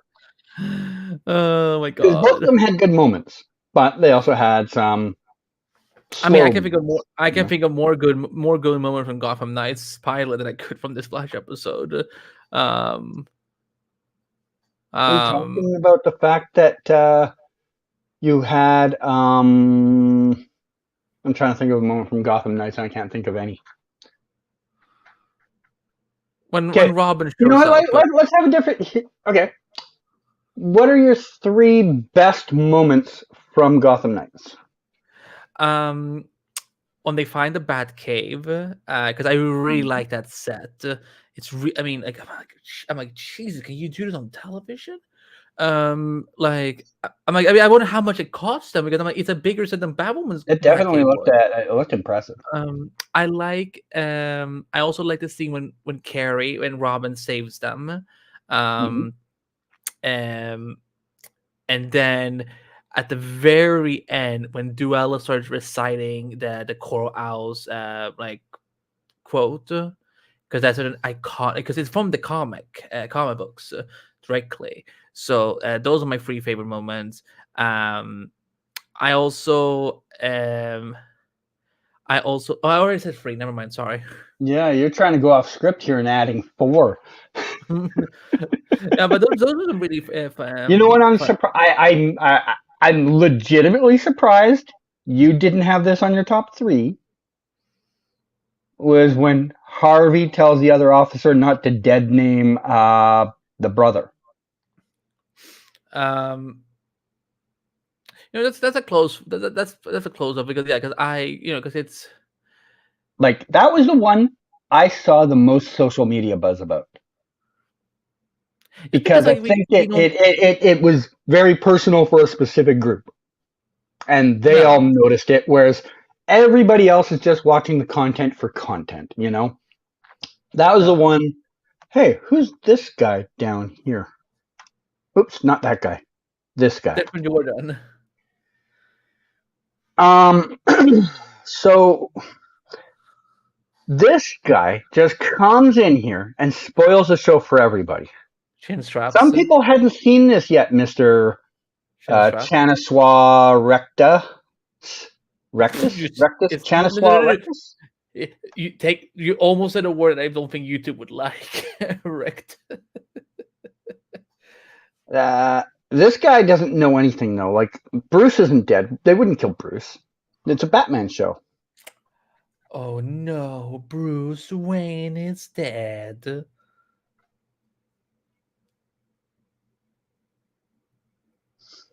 Oh, I'm sorry. Oh no! Oh no!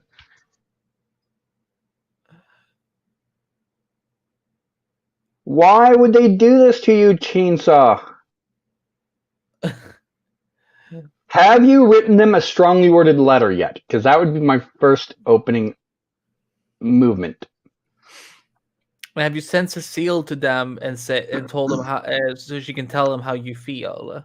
Don't worry, Cecile knows. She sensed it. Yeah. She senses Jordan's frustration. I feel like Jordan is frustrated right now. Yeah.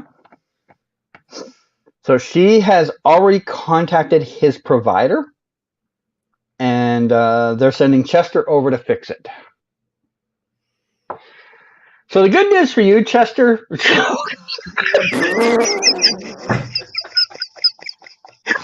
Chainsaw?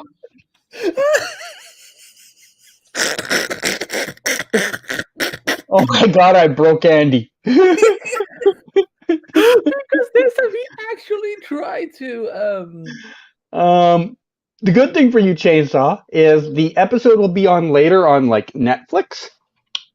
in Canada. Oh, is it not the same in America? Ooh. America's Well. not a smart country. Then the better thing for you then, Chainsaw, is it will be on unofficial places later.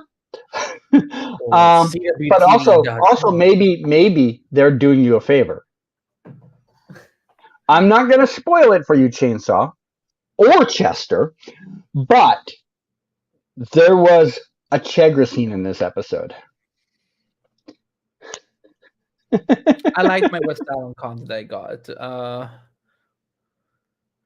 Chainsaw, why don't you join us and we can talk some Gotham Knights? Does Mr. Chinstraps want in here?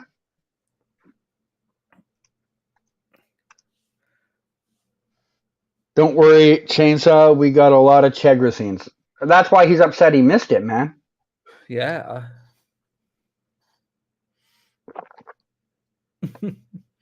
Send the link.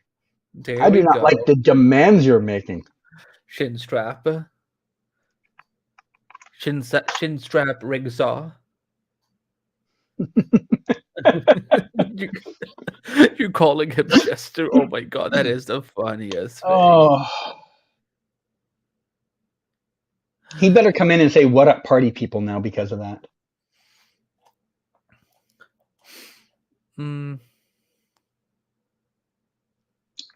So yeah, the Superman and Lois episode, I've seen so many people saying that this is the best premiere of the show. I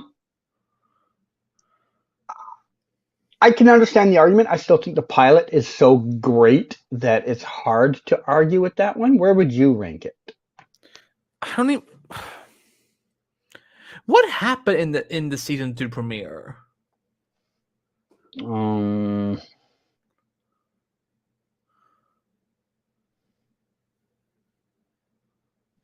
They did things and stuff. Mm-hmm.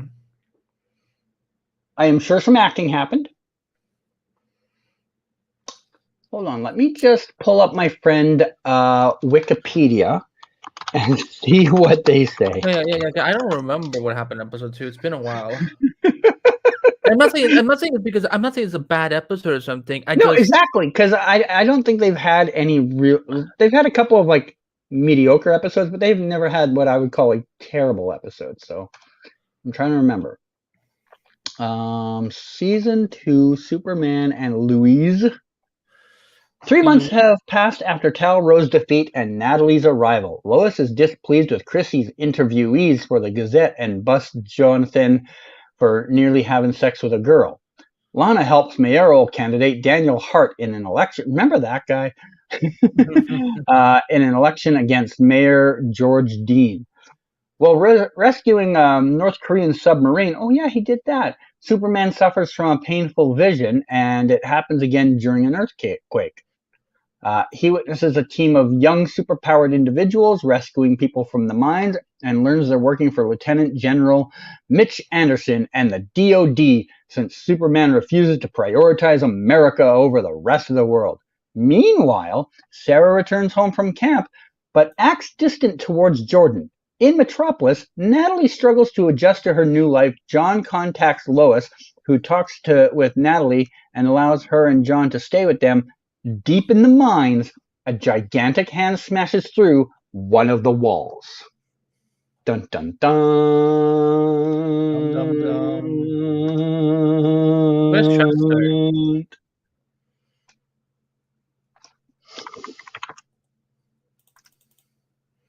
All right.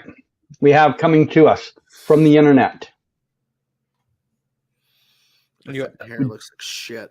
Anyways, We have Chester Reacts here from the internet. How you doing, man? well, so fun, so thrilling. Yeah. Uh, So it had your it was an internet problem, not like a TV problem. yeah, it was my internet. So, but here's the thing. I saw the promo for this week's episode, like the end of last week's episode, and I'm like, yeah, this doesn't look fun. It looks boring. Whatever. We'll see. And then I was ready to go, and then my live TV would not load. It would literally just black screen. And so Jeez. Shelby, my wife, tried it on the phone. I tried it on the phone, and it kept screwing up. So I started tweeting out shit, like fucking pissed. And then they responded to me direct message, and then after a bit I just gave up. It was like 10 minutes in. I'm like, it's impossible. Like, Yeah, after the first scene is gone by, you're kind of just like, I can't do anything with this. so nothing was loading, and so so it is what it is. So after 10 minutes I just gave up, and then they said, oh, what's your address? And I direct message back to the internet provider. Here's my address. It's like, well, some connection issues, which I was getting a bunch of error messages on my phone and on my computer. And I tried different browsers, wasn't working. And then halfway through the show at 8:30 my time, he reboots the router, and I reload the app when the internet comes back. It's working. and it shows a scene just quickly of Chill Blaine and the fucking Star Labs. I'm like, okay, I'm not missing much. And then I tweeted out 8:50. Well, seems like I'm not missing much. And everyone responded back saying, no, you're not, and you can skip it. It's not worth Most the reaction. people, most people weren't excited about the episode. Yeah, not to say it was all bad. Just people have expectations of the Flash, and it was a little low on those expectations. So I'll just like Gotham Knights this morning. Since Shelby, my wife's going to work early this week, I'll have more time to actually film, so I will react to it. I just wasn't expecting to do it tomorrow morning, so it is what it is. Well, you could have done it tonight, right after the Flash ended, because they replayed it again. Oh, they did? I didn't know that. Yes, no, I was watching live, and it went right back in to playing Gotham Knights again, and I was like, "Are they showing the pilot back-to-back nights?" Makes sense. But yeah, so I watched the pilot this morning for Gotham Knights, and and I was like, okay, well, I guess I'll wait for Flash. And then cause see, when they retroactively reset my router halfway through, I'm thinking maybe I could have actually tried that, but we were like literally 5 minutes away from airing. I'm like, I don't even have time. And I wasn't even thinking of that. I was just like, okay, there's just something I gotta refresh and it'll fix. It never did. So yeah, I know now if there's an issue like that, I should have been more prepared. So from now on, when it's a live show, I will be on sooner. And then if there's an issue, I can try the whole router thing. Yeah, that. I mean, you never know until it happens. But you know what I did tonight? So I'm paying for the same service that like Paigey pays for, right? Mm-hmm. I paid for yesterday's 1 day service. That should have ended like a minute before the Flash started. But I rolled the dice. I got on early enough that I was on while my 24 hours was still on. I'm like, let's see, fingers crossed. If I have to, I've got my PayPal thing all ready to go if I have to pay for another day. Yeah. But because I didn't disconnect, I guess they just like let me keep watching. So I got 3 episodes for the price of 2. There you go. I wanted to ask. No. Okay. Even though I asked Andy, he didn't respond to me. I saw where Paigey had said that the Arrow episode is airing on the 26th of April. Because I can't find this information anywhere else. Paigey has a link to some WB like backroom press thing. No, that doesn't exist anymore. It comes from Spoiler TV, apparently. Oh. Yeah, I was trying to look this up. Spoiler TV. Because see, I typed in Flash Season 9 and I couldn't find it in anything about this. Because if that is when I'll let you guys sort this out. I'll be back in like 30 seconds. Okay. It's our show now. But it was an article? Nah, it's just somewhere on Spoiler TV apparently. Let me search for the Flash. Yeah, cause see, based off of what was coming out from his Twitter thread, because someone had retweeted his tweet about the Arrow specific, and then he said that the 2-week break is happening after episode 7, no, after episode 8, and that would mean the second week break is the break I'm actually going to be on vacation, which means I'm not going to be on vacation if the episode airs. Okay. So if this is, I open this up, let me see. Okay. Episodes. I got that. If this is legit, this is perfect because it's all about you. well, I know. Oh, I'm just look. That episode with Oliver is, to me, besides the finale, the biggest episode that I want to make sure I'm home for. And I was worried that the break would happen, like that episode would air when I'm on vacation. All about you, eh? Always about All me. about you. Yeah. So I'm just trying to verify that I'll actually be here. So if this is legit, I'll be home when this airs. But it wouldn't have been the end of the world in case. It would have been for me a little bit, but you would have been. I think it would have been worse if you missed the series finale. That's far worse. Yeah, but you're talking to the guy who ultimately loves Arrow more than the Flash. So the fact that we're getting Green Arrow, like I have to. Yeah. Right, but I'm saying if you hadn't been able to see it on that night, you could have watched it on Thursday and reacted and still record it. Well, I'll still be on vacation, so that's a problem. So like, he would have had to wait a week to record it, is what he's saying. Yeah, basically, or I would have had to. Which by then the algorithm is just going to bury it. Yeah, that's the thing, and also too, if I would have filmed it while on vacation, I'd have to find the time when like we're not out doing stuff for her sister's birthday and trying to make sure that they're not interjecting and making noise or whatever. Like, so it would have been very tedious. It would have been fine if we actually drove up on the Thursday, her actual birthday, like her sister's birthday, actual day, but we're leaving out that Wednesday morning. So it makes it hard because if it was airing, I'd be like, fuck. If we were waiting another day, then I could have got it done.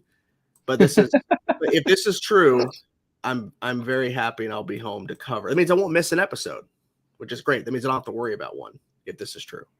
But I mean, it lines up because you were saying, Canada, that since they had the end date of May 24th, this is the finale date. They only have 3 weeks to break, so they have to do 3 weeks. So they're already doing a break next week, which thank God. And then they're doing a break, 2-week break after 2 episodes. Mm-hmm. So, okay, I'm down. Yeah, I know you're saying that missing that episode would be the end of the world, but like you already missed the most epic episode of the season. Apparently, I did. Yes, I mean you missed Becky Sharp. Yeah, who? I missed Sharp. Becky Sharp. Miss Becky Sharp. Who the fuck is Becky Sharp? And her fiance. The good luck girl. The girl with the luck. From season 4. One of the ones that was on the bus in the Thinker season. Hold on, Becky Sharp. Remember she had luck? I think I remember. She worked at a casino? Let me look. Wait, she's seriously back? God, I'm gonna have a great time just complaining about this episode tomorrow. I can't wait. Oh, it gets better. I can't spoil them. I can't spoil them. People said there's a Chegra scene. There's a lot of Chillblaine and Keown scenes. I'm like, Chillblaine just makes it worse. Obviously. I will tell you that I will prepare you just so you don't like cry the whole time. Barry and Iris are in it for 2 scenes. I heard they're not in it. Hardly. They're in it for 2 scenes, and they bookend the episode. Of course they do. That every single time that there's, even though he's contracted for 15, he still found a way to not anymore. Oh, no? They changed that? Yeah, and plus also, since there's only 13 episodes in the season, I guess no. Fuck. The other problem is also the fact that the longer you go on a show as a lead, the more advantage you can get to negotiate your contracts. Eventually, you have episodes where you're barely in it at all. Like, Yeah. Wow. Well, then I that must be on top of like the fact When the that 15 episode thing first came out, that was probably on the assumption they thought they were going to get like 18 episodes. okay. So whenever the negotiations finally ended, he probably was like, I'll be in 13 episodes, but I still want like a 2-week break in the middle of the season. So And that's basically, how we got to where we are. like I can technically appear in every episode, but I won't be in it much. Right. yeah, Gotcha. technically, Steven had that too in the later season. You just have to go Oh, back yeah. and count. But whatever. I mean, technically, even Tyler Hoechlin had it last season, but for whatever reason, people never complain about Superman Lois about anything. But like the moment Flash or does something, they just like, what a crime. I'll tell you why. I think that at least for me, the difference is I feel a lot of the characters on the Flash are only interesting when Barry's around for the most part, and then at least for Superman and Lois and Arrow, I feel like the other characters can stand on their own because I think they're just written better when you don't have the lead with them. But then again, I haven't seen Arrow since it ended, so I have to like go back and find where's when Steven's missing besides season 3 when of course he's presumed dead. But not saying that Whoa, he's whoa, missing. spoilers, man. I didn't know this. oh fuck. I'm still on season 2, and I'm kind of like, What?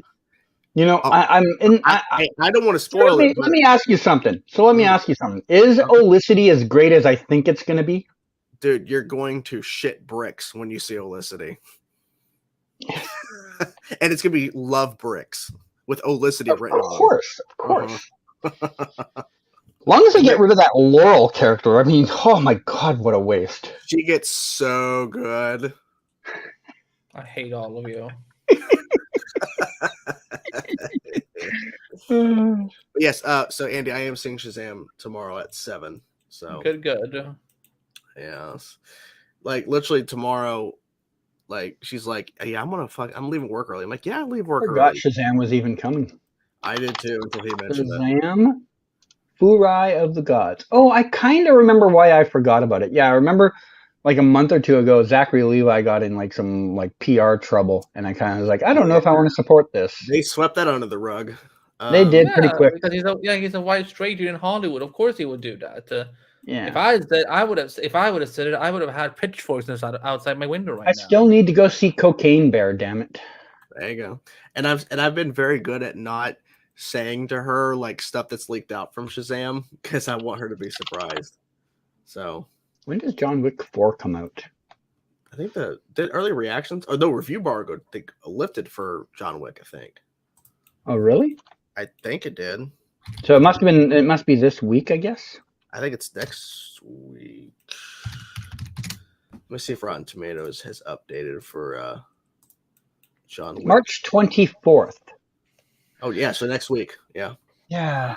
Okay. I gotta watch Cocaine Bear and then John Wick. Damn, Gotham Knights is at 22%. Damn, the audience score is at 71. Yeah, see, this is the thing. This is the same thing that happened to Batwoman, right? They review bombed it, and all that stuff. The critic rating is 22%, 71% audience. So the audience is saying, okay, better. But I mean, it's only rated by 9 critics as 22%. Yeah. We have to accept Rotten Tomatoes is used in our society. Rotten Tomatoes has no meaning because it's only a selective couple of critics. There are thousands of critics out there who are not even on Rotten Tomatoes who have negative and positive thoughts on all these shows and movies, but they don't get featured because Rotten Tomatoes doesn't approve all of them. So it's like that's why I'm like, you can't listen to Rotten Tomatoes score because it's not even representing all the critics. So no, it's not definitely balanced. But John Wick, yeah, they have released review embargo. John Wick is at 91% with 56 reviews, and some are saying it's the best one so far, which is like thinking that is impossible to believe, but I'm excited for the idea it could be.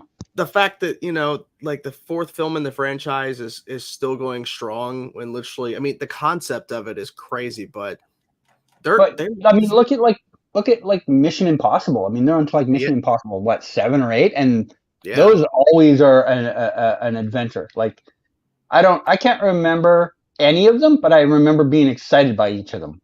Shazam is at 67%, 50% with 45 reviews. I mean, I hear it's better than the first one, so if it is, then I'll take that as a win. The first Shazam was very good. I liked it. I thought it was fun. And I'm surprised to see the marketing hid some of the darker elements. And I'm like, I wonder how Shelby's going to feel with it. Because we watched it together. That's why we're seeing the second one together. And she's like, I really liked that Shazam. I'm like, okay, that's good. I'm glad you enjoyed it. Now I want to look at the Canagraph's Shazam photos. What Shazam photos? Wasn't it filmed in Vancouver? No, that's a Toronto film.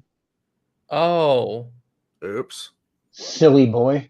You're looking for Toronto graphs. That means East Canada graphs. Yeah, the other Canada graphs. Uh-huh. It's kind of weird how Rotten Tomatoes does. I mean, you could always move to Toronto after the Arrowverse ends. Yeah. I have considered going to visit a couple times. I really, really, really, really, really, really was mad that I didn't get to go to TIFF this year because I also wanted to go check out the boys set while I was there. And it's your fault that we don't know who. It's your fault that we don't know who Jeffrey Dean Morgan is playing. Yeah, totally. I wonder. I follow one Pap. I follow one Pap in Toronto. I wonder if he's seen anything. Let me see if he's tweeted anything. He's filming right now, right? Yeah. He's filming something today at least. I thought they were done. I saw the post saying he's filming. So. Oh yeah, he hasn't updated much lately. Oh, last thing he posted of note was the Umbrella Academy. I was just like wondering how the fuck does Rotten Tomatoes? How do they score TV? Because that's a very different thing. You're having to score the whole season or episode by episode. How do the fuck episode by episode, and then by the end of the season they do a full review score. Yeah, because they have Wednesday at 71% critic. I'm like, 71. That's better than 71. Wednesday was awesome. Then because again, I dance with my hands. I wonder. Wow, Mayor of Kingstown is.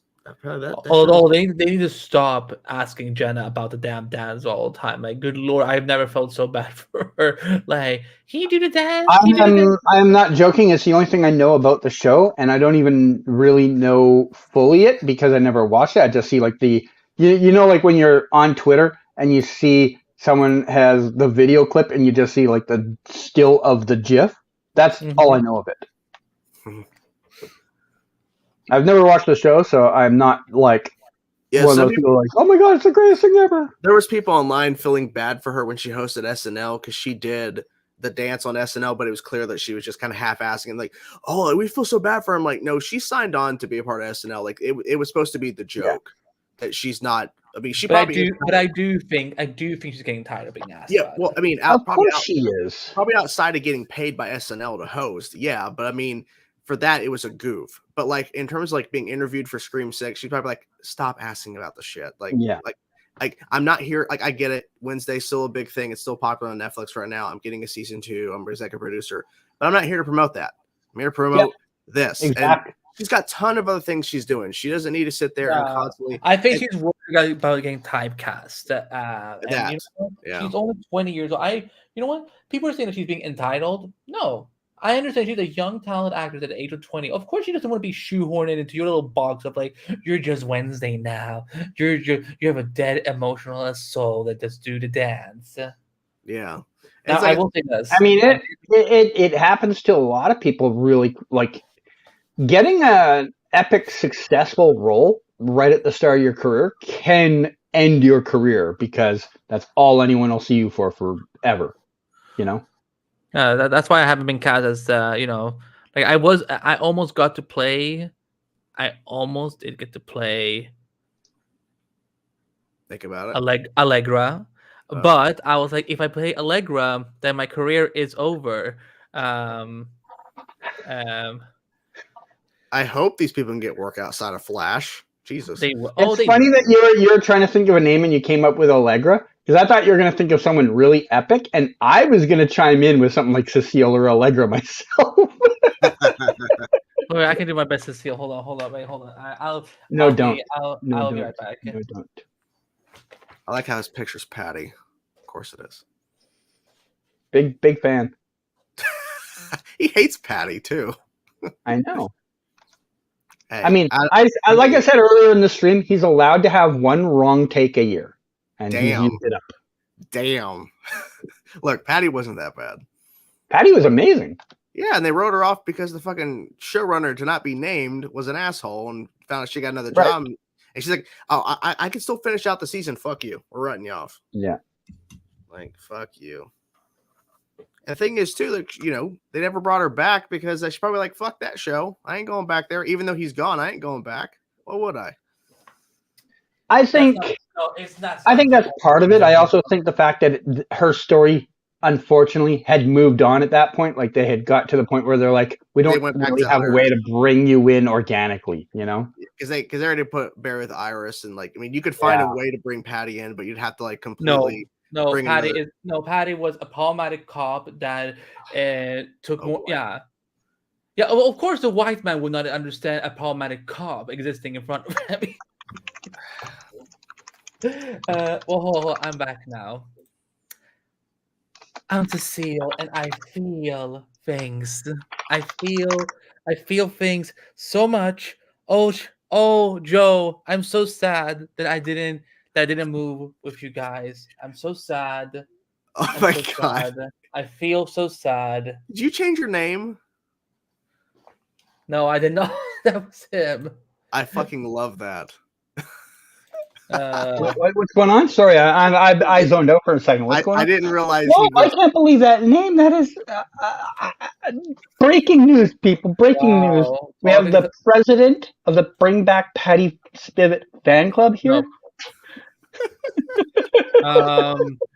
No, Patty was it was horrible. She ruined the first half of the season for me, and they pushed our female lead to basically a guest star position. Yeah, she lied to Barry about like, you need to tell me that you're the Flash. No, so here I'm gonna lie that I'm in danger, and then make you out yourself. Thank you, Jordan. I love that comment, Jordan. Let's hope there's a 4-episode arc on this. I bet you they're going to have the announcement that they're pregnant in the finale. I bet You're they're the second person today that said that. I'm like, I don't actually think they will. I think they will, because like, if it's supposed to end on a happy fucking note, it's supposed to it's like they're gonna do it. They're gonna fucking do it because And they then we'll find out that Keown and Chilblain are engaged. Yeah, they'll do all that shit because they'll do that because they'll show them, okay, here's the future. Keown and Chilblain, they're going to get married, so we know that's going to happen past the point of the show. They're going to have babies, fucking Chillegger or whatever the fuck. They're going to have babies, so we're going to announce that in the finale too. It's like, okay. You trying to be Daredevil over there? No, I'm trying to take a nap because Jordan is just spewing out so much shit that is just ridiculous. I'm just being honest. I think that's what they're gonna fucking do. Nah. I know what it. You know what it is. Andy's trying not to show his poker face because he knows these are facts, but he can't talk about them. No. No. Now that you mentioned, I do look a little bit like Daredevil. Wait, I'm gonna do Daredevil. Hold on. No, we didn't. He shows up there, but didn't show up on my screen. That's weird. If I'm gonna be Daredevil, showed up on my phone, but not here. That's weird. All right. Anyone got any last minute questions? We got probably like 20 minutes to go. Until you gotta go. I don't have to go. I just I did the live watch along, and now I'm doing this, so it's like I'm on hour 242 right now. Yeah, I see it in the corner. Yeah, I was wondering how long you were gonna go. Yeah. I used to do them on Twitch, but because of the price increase, which funny enough, I didn't actually have to pay for it, so bonus. But I was like, you know what? I should offset that cost by having it be on YouTube where it can be monetized, and that'll offset some of the cost, which is kind of funny since I didn't have to pay for it in the end. There you go. Eddie, that's so it's a bonus 12 cents I'm making. Eddie, that's because of actor contracts. Keep sending Barry and Iris on vacation. Isn't it their third or fourth vacation episode? Yeah, that's the actors would have negotiated in their contracts, hey, I want 2 weeks off or something like that. And they're like, all right, can we line both of your 2 weeks off at the same time? And they're like, we can work with that. Like, as long as we get it. Yeah. Nah, people It's gonna think be a devastating day when Brandon, Kayla, and Danielle Nicolette have their like break, and we are like forced to have to watch Barry and Iris carry an episode. That sounds more appealing than having just them carry an episode without them. I'll be honest. Jordan can You missed one of the greatest episodes in television history tonight, Jordan. I can't wait to watch it tomorrow and feel uncomfortable at 7:00 in the morning. Can't wait. no one is telling you have to get up that early to react to it. It's like again, That's when Shelby leaves the house and I have to film before I clock into work, and I got to go later into work. I got to drive into the office to do a 2-hour fucking meeting. So oh no, a 2-hour meeting. So I gotta if I don't do it then I won't have time before the movie tomorrow. So the 5-head move is you watch it at 2 times speed. Okay. And then slow it down in post. Yeah. No. You speed it up. That way you can show more footage. I want to show more, but do I want to show more footage in this? But think about it. In 7 minutes on speed, I can't wait to see his reaction to. Never mind. Someone commented there's a line that is like barbaric in this that I need to witness. but they phrase it as the greatest line ever. So I know that they're joking. So there's a line there's a single 2-word that they use twice in this episode. The first time I heard it, I'm like, all right, I'll let that slide. The second time they said it, I'm like, do the writers want me to fight them? Is this what they're looking for? Is it Level Up? No, it's not Level Up. It's worse than Level Up. Oh fuck. Even Andy was exhausted by it. All I will say is it is a term that technically already exists in DC Comics, but not in association with the character they're talking about. Can I ask this question? You can ask all the questions you want. Who says it? I think multiple people might have said it. It's said twice. Okay, so it's not the same person saying it twice. It's more than one. Okay. I think so. Okay. I could be wrong on that. I'm going to be wide awake for this. I cannot wait. Anyway, I like Eddie's other question that he just asked. I got a question to ask you guys. If you could be a character in a comic book, what character would you like to be and what powers would you like to have? I want Canagrass to be Jimmy Olsen. What do you think other people will be? Oh my god, That's the only photographer I can think of. Spider-Man? Oh, there you go. You can be a hero and you're taking pictures. And you can be swinging through Canada. Like you could swing to Toronto. Jordan can't stop spoiling the episode. Jesus Christ. I would want to be Jason Todd. You're a mod here, Chainsaw, if you need to get rid of somebody. Jordan can't stop spoiling the fact that all the species came back and fought. Why is he a mod and not me? Because that was way back in the day. Okay. Are you campaigning for mod powers? No, yes, he's campaigning. I want the power of the pagey. Say something controversial and they get the stream taken down. Well, hold on. Let me just delete your channel and damn. Yeah. I'm Pagey. If you watch it later, I'm kidding. No, you're not. But I would want to be Jason Todd. I want to be Red. So unrelated to what we're talking at the moment. Oh, you know what? I'll let you guys finish your thing. What was yours? I have no idea. I think Chainsaw is saying he wants to be. I'll be Superman so I can fly away. Get away from everything. I think you should be Supergirl. And I'll cheer for my planet's explosion. Yeah, because of the And God out yourself on complex. television so that all your friends Oh, now are. I Because got. the I under the God complex of it all. Yeah, Gotcha. yeah. That's why you think you should be Supergirl. I thought personally Jordan would make a good Gracie. She's actually not in the comics, Grace. so No, she should be. And I'm gonna make a call to James Gunn tomorrow. When I get a hold of him, I'm going to tell him put fucking Gracie in the comics. If not, Are you I also don't- going to campaign for Mark Guggenheim to get a job finally? Oh, no, well, but- like, but see, don't- Mark. no. See, Mark called me and said, "Since you're calling James about Gracie tomorrow, can you get me?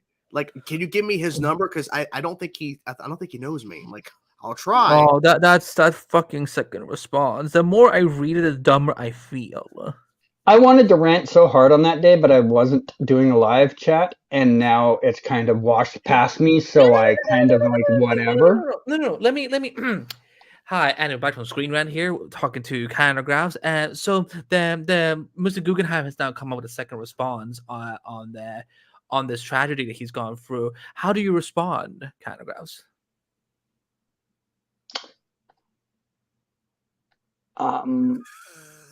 He's dumbfounded. Mr. I am Mr. trying Mr. to. I am Chainsaw. trying to think of the worst thing that's ever happened to television. That doesn't include Mark Guggenheim. It's hard to do. So here's the thing. He's an idiot, and I've always kind of thought. I kind of thought that deep down maybe he's more clever than I thought because he used to be a lawyer, right? Mm. And I thought maybe there's a part of him that deep down. Oops, sorry, I didn't mean to do that. Deep down, maybe he's playing some 5D chess I just don't get. And now I do know that he is just stupid. I would be curious to see his lawyer record, like how many times he won and lost a case, because I don't know if he's all that clever. I think Cecile has won more than him. Because this guy is just It's entitled. I have done the same thing and forgot everything that was in his blog post, thankfully. But I just remember the whining and griping and whining that was in it, and I don't understand this guy. Like, is he just actively trying to ruin what little is left of his career? Like, is that his active goal? Because every time he speaks more about it, all he's doing is bringing more attention to the fact that no one will hire him. And if there were someone out there right now that had considered hiring him, they're looking at every comment this guy makes, and they're like, why would we hire you? Like, I mean, at this point, who would? Because he'll just Right. bash your shit later if it doesn't give him another job. exactly. No, he's a liability now. Like the thing. Yeah.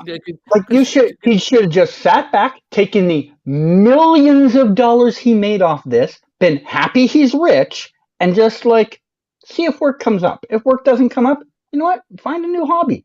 Yeah. Whatever. Right, Produce if you have You to. got to do this for 10 years. Like, how many of us can get to say that? It's like, that's I'm like, if I got to do the I Well, would I've be like, been, you know I've what? been doing my job for 30. Well, he co-wrote that Arrow book that takes place between season 5 and 6. I'm not sure how much work he actually did on it, but he's a co-writer. Like, write a fucking book, Mark.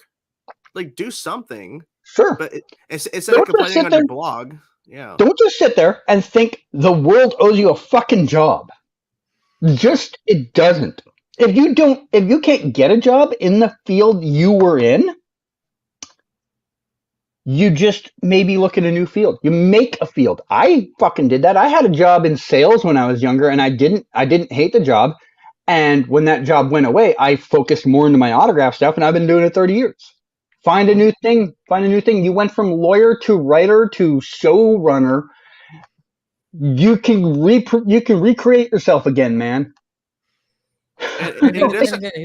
And it doesn't hurt to take a writing gig. If it's like to me, he wants to run. He wants to run something. It's like, dude, just take a writing job. Just do something.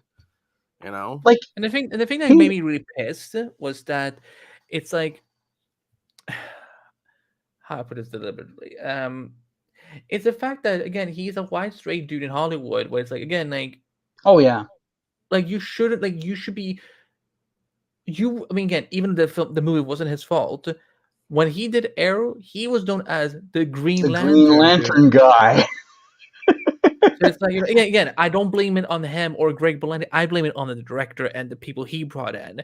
But it's one of those things where it's like, Mark, you got to do the Arrowverse for 8, 9, 10 years. You will be paying royalty checks for the rest of your life because these shows will consistently be on Netflix and eventually HBO Max, wherever else it goes. So, but wherever your stuff is running, you will get residuals. Mm-hmm. So it's so again, it's like you got to create something for 10 years. I'm sorry if it didn't give you the end result you were looking for. But also, let's bring in some new blood for the DC, the new DC universe and so on. If you hadn't complained, maybe in 5 years from now, James would have maybe reached out and be like, hey, I know you worked in DC. We're trying to bring back some familiar talent. Would you want to be involved? It just he has burned his bridge, and I don't like. He probably hasn't burned his bridge just for DC. He's probably burned his bridge for any other superhero stuff. He's probably burned his bridge for like network television, like anything else like that. I don't know if anyone would even bring him in now as a writer, just because what if you guys go, you know what, he's not working with us, and he goes nuclear on you, all right? Mm-hmm. Remember the lady from Superman season 1 that like went on a rampage? Mark Guggenheim's in that boat right now. You don't know what the hell this guy's going to do if you I was going to say cancel, but fire the guy. Yeah, You hire him and you realize maybe he doesn't work for you right now. You're just kind of like, okay, we got to move on from this guy. But how do we move on from this guy? Because he's going to go on a tantrum about how unfair we were. I just love how when we and Jordan we talked about it on the show last Friday, we kept getting so many people in the comments complaining about it. We're being sensitive and that we're overreacting and so on. And it's just like someone was like smack talking about Jordan like on one of Eric's recent Twitch streams, and I was like backing it. I was of course defending him, being like, I don't think you watched the video properly. If you think, because he was like, "Oh, he's just angry about Laura." Like, no, it's about like it's you're missing the bigger picture. Okay, to be fair, Jordan does have a large blind spot when it comes to that Laurel stuff. Hey, ultimately, Laurel, Earth One Laurel was written terribly. It's not Katie Cassidy's fault, and Mark Guggenheim and the fucking writers are to blame for how shitty they wrote the character. There's so many things they could have done with Laurel. So, yeah, I will complain about it because it's their own fault that they fucked up the character. So, like, well, yeah, like they killed off Laurel, whatever. Her story was done. No, you forced her story to be done, and you forced her to do all the stupid shit leading up to her death because you're like, we gotta get rid of her because we have nothing else we could do with her because we fucked her up.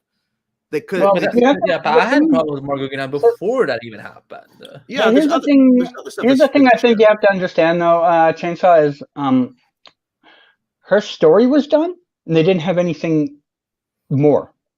Yeah, because they wrote her into a fucking corner. They couldn't do anything because they fucked up. Yeah, they spent years piling on the shit of. So remember a few minutes ago when I said I think he's an idiot? Yeah. So when he says her story was just done and then kept compounding on that, saying no, we had to do this. He's literally confirming I fucked up, and I had to get rid of my fuck up. And then people complain, and they thankfully brought Earth to Laurel over in Flash. Yeah, the Flash had to save Arrow. Yeah. I still remember when Canada's first Black Siren photos came out. Because they were trying to hide the costume, but like, remember she was wearing like a hoodie, but she still had like the rest of the Black Siren costume on. Yeah, because the first time I saw her on set that day was over at a parking structure that they filmed at.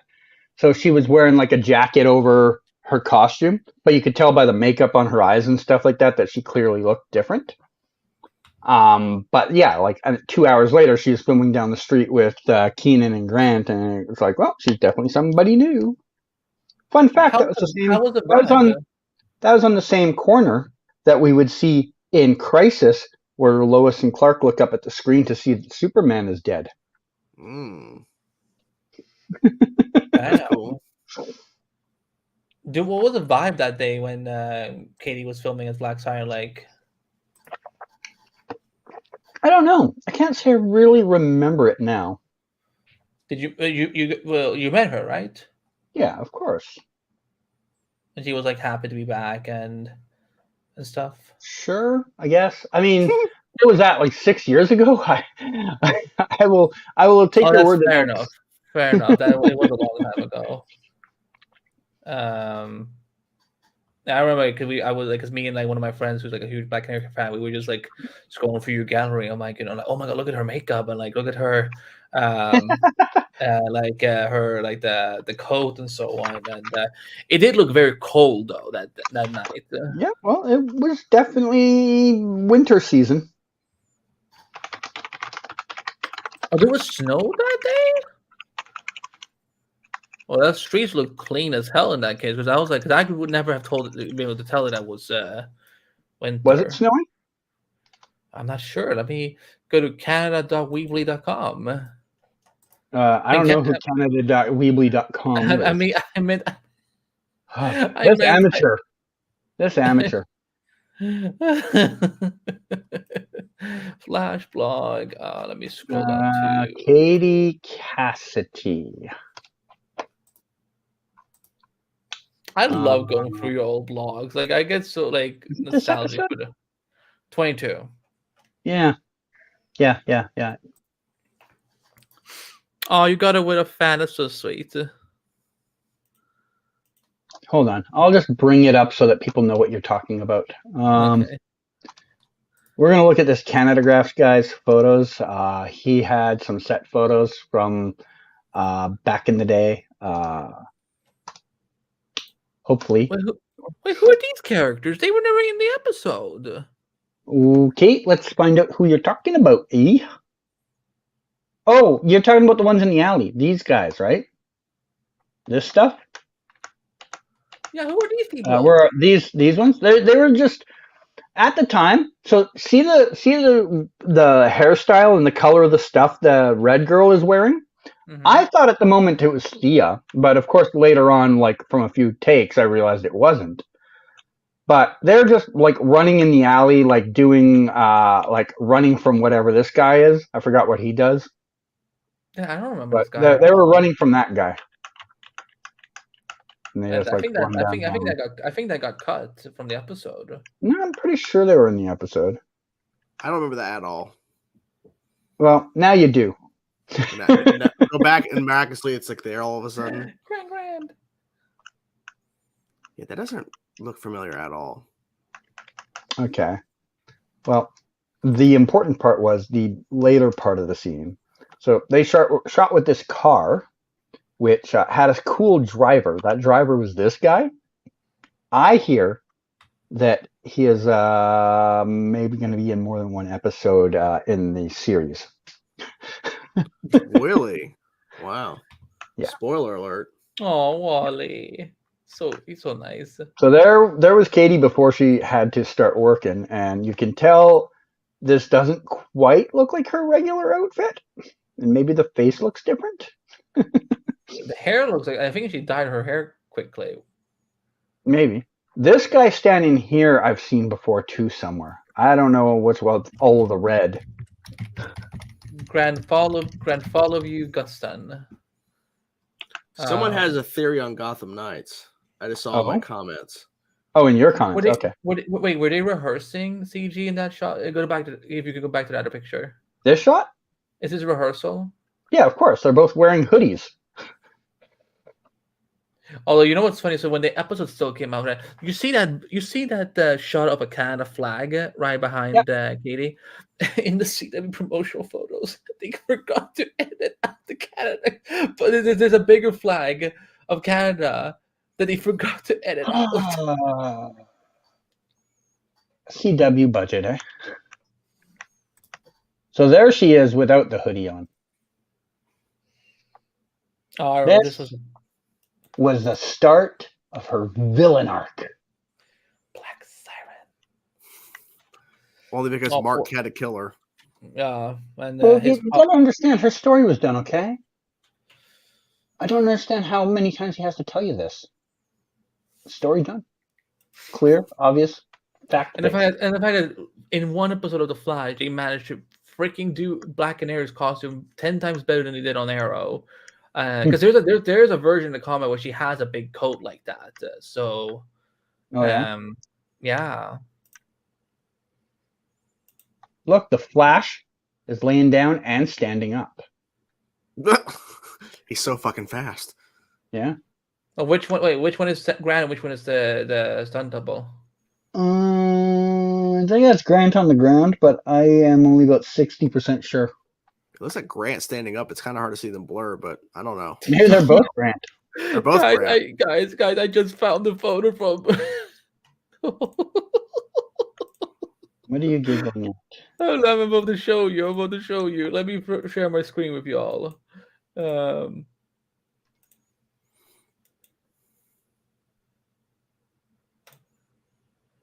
I'll read the chat while you're doing that.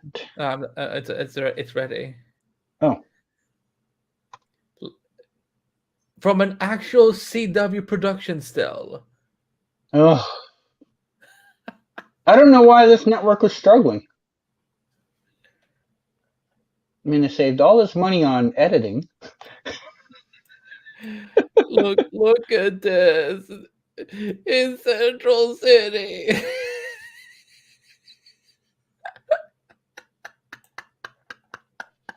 Oh my god. What else did he forget to take out from here? I'm pretty sure that's streaming. They've probably done things like that in the past. It's Canada Graph's logo. Yeah. Oh my god, they took out your watermark. Oh no, they took out my watermark. I still remember when Melissa used my photos in a Instagram post, and I made the joke of like, oh, I could file a DMCA on her, and her fans like wanted to murder me that day. But you weren't lying. It's true. But it would have been petty. Of course, it would have been. It probably got traffic to your site. Hopefully, it did or something. I don't know.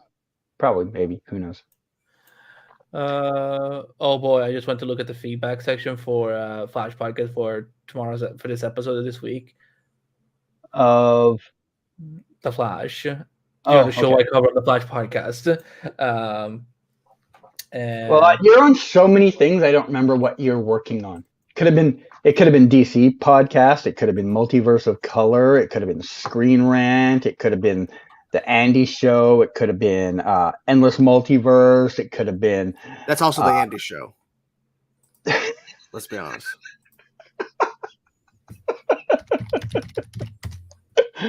Oh my goodness! Like you know how they always like say things like The Rock is the hardest working man in show business and all that. The Rock's got less projects than you. He just step his game up. I won't. I see now. Fucking just a minute ago, the Flash Twitter account posted, "It's your lucky day, West Coast. A new episode of Flash starts now." There you go. Just move to the West Coast and you can watch it right now, Chainsaw. Yeah, let me go move right now. He's already on the West Coast. No, I'm not. Andy failed geography. Sure did. You are on the East Coast, Jordan. What the hell are you talking about? You said West Coast. I'm on the East Coast. You said I'm on the West Coast. I'm tired. Go to bed. Your face can go to bed. I mean, my wife's already in bed. The dog's in bed. Yeah, but on Friday we're gonna be reviewing Shazam together on the episode 50 of Endless Multiverse. What happened to your camera? Oh. Like you blurred out. You weren't even moving. How did I blurred out because I was like, what? Shazam? No. My name is God Complex Girl. Thank you, Canada, for changing. What the heck was that? My name is God Complex Girl. I'm the fiercest superhero in the entire Arrowverse. So I see that you say that Supergirl is the best Arrowverse hero. Shouldn't that be Superwoman? CG. I don't make the rules. I just enforce them. I should go get my blonde wig and my cape. I Oh, do. Okay. I will have to mute you and edit you out of the video. Damn. I don't have a. Do you really think I can't afford a good wig? No one said it was good. No time did you say it was a good wig. Where do you buy wigs? The wig store? Mhm. Wigs are us? Wigs are us. Wigs Drive are through wig store? I don't know.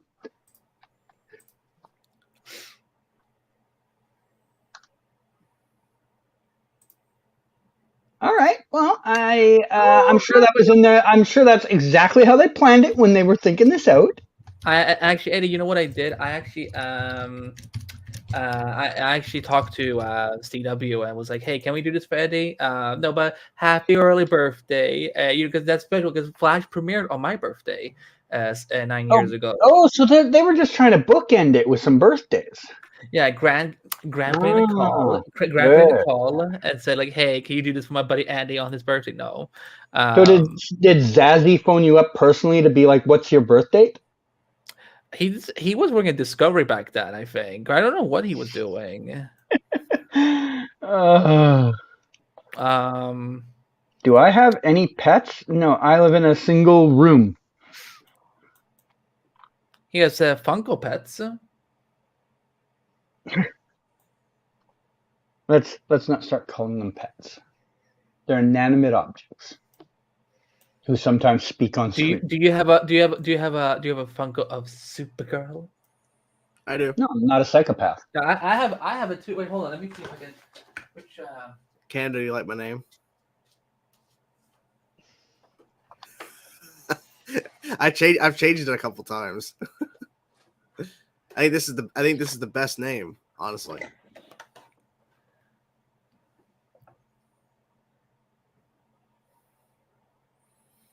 That's not Supergirl. Supergirl. Look. No, that's not Supergirl. No. Supergirl. They got the name wrong. Oh no, we lost somebody. Did you fucking kick him? The worst part is I don't know how to bring him back. Oh shit, dude, that's fucked up. Oh, I did it, and then I realized he's like completely gone. And I'm like, oopsie, I don't know how to bring him back. Fuck. What did I do? You were on here trying to spread hate. Yeah. I don't know why you're showing that fake Funko because they got the name wrong on it. It's fake. I got it as a gift from someone. I don't remember who got it from me. There was sometimes. Now that I know that he knows how to bring himself back, I can just delete him anytime I need to. Jesus.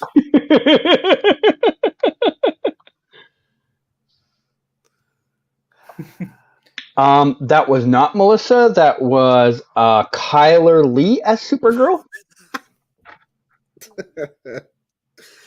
That was a cool suit, by the way. Her fucking Supergirl suit was cool. I like the color, black and blue. Guys, I don't remember how I got this Funko. Actually, I don't remember who gave it to me. I just remember I went to a San Diego Comic-Con one day and they said, "Hey, happy belated birthday." I'm like, my birthday was like a year ago. How'd you get this? Don't you have a birthday every year? No, but like because Comic-Con is in July. Comic-Con is in July. My October is in October. So like this friend, I don't know who it was, but they had gotten this. Not quite. you can get one. It's sorry, coming. I actually clicked on the wrong thing, though. I do have a Funko of the character, the ladder. This is what I meant to bring up. The most important fact. Oh. Oh my goodness. So We can't even ask Jordan his opinion on the Flash episode because he decided not to watch it tonight. Yeah, I made sure my internet fucked up on an episode that I Yep. wish I could have watched, so I could be like, ugh. He spent too much time reading Guggenheim's fanfic that the internet exploded on him and he couldn't watch the episode. You know what's going to make me really sad is if I watch the Flash tomorrow morning and I actually enjoy the Gotham Knights pilot over it. That's going to be sad. Andy, would you like to tell him your ranking from earlier? I'm guessing you. Well, I mean, Flash at the bottom. Ooh. Gotham Knights number 2, was Lois is number 1. But we know that the real one place goes is Supergirl. No, but yes, I would say Flash this week is at the bottom. Okay. Well, I mean, look, I still personally enjoyed the episode, but I understand why many people are not happy with it. And I feel, knowing you're not going to be happy either. No, I mean, like, I even told, it was funny earlier we were making dinner time. And that's not even Cecile feel. That's just me feel. Well, I know I probably won't, but like earlier tonight, before everything fucked up, we were making dinner, and I was telling Shelby, it doesn't feel like The Flash if I'm not complaining at least about an episode or two. Like, I have to complain about something. she's like, really? I'm like, remember last season they had the Cecile-centric and Allegra-centric episodes? Like, yeah. I'm like, Cecile was, but the Allegra-centric, I wanted to shoot myself. The Cecile episode was, for me, one of the worst episodes they've ever done. Yeah, the Allegra one afterwards, I'm most times I can like get by on a week-ish episode. I still find it entertaining, but that Cecile episode, I just did not enjoy the episode, and I did not think it was a good episode. That involved whose helmet, or what was that, season 7? Psycho Pirate. Yeah, but I liked that episode. Well, I think the Psycho Pirate like helmet tie-in happened way too late after Crisis. Like, you should have done that way fucking sooner. Someone was cleaning out the props department one day, and they're like, "Guys, we still have this that we never used." Yeah, and they're like, "Oh yeah, right." Here's the thing. I don't care if it was like, for me, Crisis or whatever and so on. For me, it doesn't matter. For me, what I enjoyed about it was the fact that, because something that I know a lot of Black people don't get to see a lot in television, for example, is representation of mental health amongst Black people, and how because they do deal with it. So I can honestly say I don't remember anything about the episode except it did deal with like mental health stuff. Was there anything in the episode where you could be like, this is a specific issue dealing with Black mental health as opposed to just mental health itself? There's a scene, there's a scene where Joe and Cecilia kind of like, they talk about like, like how people in their community has to, like that it's not as easy for them to deal with that. I don't want to paraphrase it because it is such a heavy subject. Okay, I didn't need you to write this or read the script out to me. I just because I have purged that episode from my mind because it was god awful. Do you want to hear this theory that this guy posted of our Gotham Knights? I think it's interesting. Sure. Okay, I'll say it now. Turner Hayes, the lead, is the son of the Joker. Batman killed the Joker and raised his son. Now, we know based off Duella, if she's accurate, that, well, first of all, she's saying Joker's dead and that I'm his daughter. But the question was brought up in the very beginning. Turner was like, why did Bruce Wayne specifically pick me to raise? Why did he adopt me specifically? I don't know. I don't know about this whole Joker connection, but I think there is a connection to something specifically. Why would he pick Turner out of every other orphan that's in Gotham? Why specifically him? Maybe it ties into Court of Owls. Maybe there's somebody, maybe the person who runs the Court of Owls, maybe that's his son is Turner, and I have no idea. I think there's some sort of connection, but I didn't think about that. Like, well, it's not the craziest thing I've ever heard, and I mean, it's a CW, so anything is in theory possible. Yeah, because I mean, because once you bring in the fact, well, obviously there's character rights issues and certain characters they probably just couldn't get clearance to use. So why would they have Bruce adopt Turner Hayes? Yeah. Like, what's like what? Like, I got it. Like, Lucas, there's no Dick Grayson in the universe. Okay, fine. But the reason for Turner Hayes is because they can do whatever they want with the character because there's no backstory that people are going to get mad about. There's no connection, so they can. That's literally what he said. That's literally what Chad and James said in my when I talked to them was that because they said because they felt like to be fair, I watched about 8 minutes of that video and then I realized it was an hour and I'm kind of like, I'll watch this later. It's fine. Take it bits and pieces. But what they were talking about because they were like because they're comic book fans just like we are, and they felt that even basically what they were basically saying that even if they had Dick or Tim or Jason or whatever and so on, like it wouldn't be fun to be able to just do a character but just in name only. So like, it's like with Turner Hayes, because I even asked them like, hey, in the comics there is, I was trying to see if there are any characters named Hayes. There's I actually saw that part of the episode your podcast because you said you brought up a name and then one of them was like that's just a coincidence or something like that. Yeah, I saw that part I did see. So yeah, it's like yeah, you know what? Like, we already have Dick and Jason and Tim on Titans. It's fine. So it's like, yeah, like I don't fault them as much. But I think people should keep watching. Nothing in the 6th episode. I watched nothing with like Turner's quote unquote destiny has happened yet. But he does become very central. Like there's a reason he is in the show, definitely, and I wouldn't hope so. He's getting framed. He like the whole like idea of like okay, see, that was not in the marketing. They were showing the framing of they're all being arrested. Also, Turner's being arrested, but I like the fact that hey, I'm glad they didn't spoil that in the marketing. As far as I saw, that Turner is being framed because that they pulled money out of his account to pay them to kill Bruce Wayne. That was fucking brilliant. Like that was smart. I'm like, okay, because I was questioning like why the fuck would they like arrest him? It just feels like out of nowhere. Okay, there's a connection.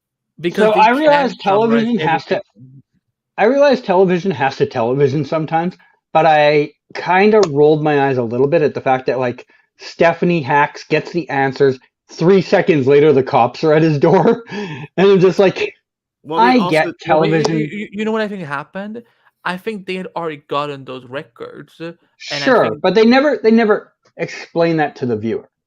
No, but also remember this too. Later on, they revealed that cop who was working with Dent and the other cops in that scene when Robin showed up. They revealed they're all working for a court of owls. It's all work. So I'm betting because if you remember when they're going up to the funeral, that guy pops out from behind the car. Hey Harvey, we got an anonymous tip where they're holed up. They already knew where they were.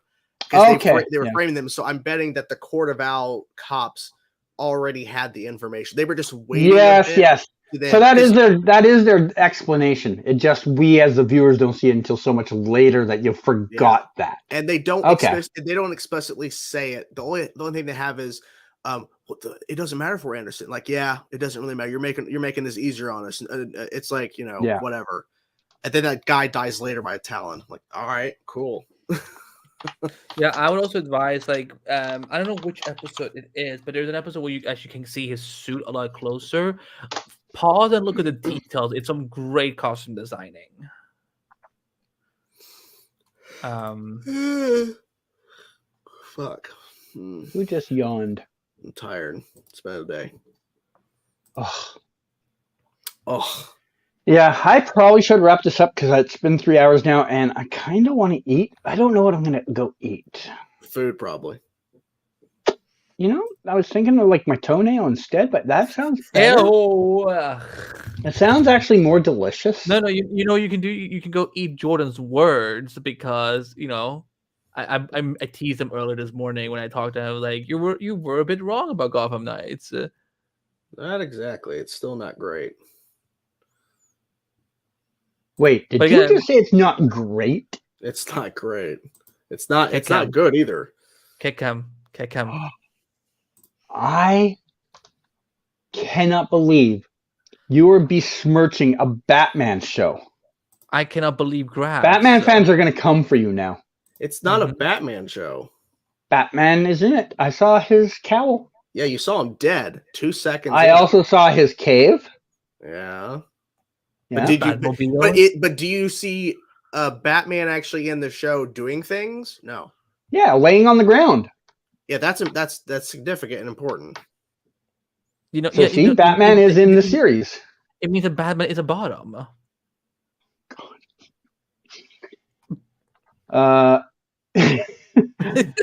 Okay. He doesn't need to be on the top. Kata, it is comments like that are going to make me have to ban you. I mean, 7-Eleven is overpriced anyway, so. Everyone, I don't know if you've ever seen the clip of me yelling at the 7-Eleven clerk. No, I know. I didn't want to bring there. it. Yeah, I know. Both are like, they are overpriced like crazy. Like, that's why I don't buy anything from them. But that's their job. Their job is to give you things when everything else is closed. So they're gonna have a markup on them. I actually don't think they're that bad. I just have a problem with the way they're run downtown. Like, I think they're back to 24 hours finally, but it was a long time, long after everyone else had got out of their pandemic mode, that they were still like closing at the wrong hours. Ugh. All right, we have run out of clever, witty things to say. Well, I haven't, but these two have. So I will give everyone the time it takes me to type in chat that this is near the end to get your last questions in, and you better get those questions in now because I'm going to start typing now. Well, Andy and Jordan give you witty comments about something. Jordan, do you love Supergirl?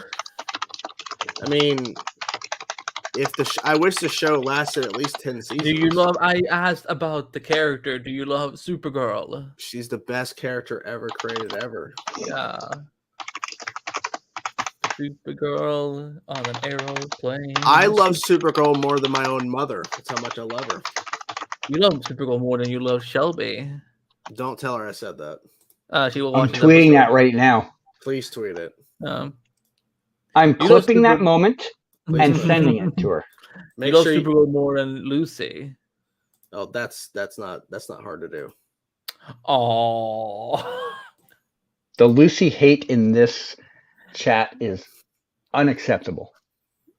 Who's being immature? Who can't go play with your voice changer or something. Oh fuck, there you go. No, it's just so funny being immature, yet you couldn't handle a little jabbing, so you stopped watching my channel in the show. But okay, whatever. Oh, are we gonna have a little like rivalry here? No. We're not gonna ruin No, a rivalry would mean that I actually care about the opposite person we're having a rivalry with. That's the thing. He should be fucking grateful that he won that fucking prize of the autograph that you were giving out as a fucking promotion. But instead, right after that happened, dead fucking silence from him. Oh yeah? Yeah. So just obsession, harassing and rudeness.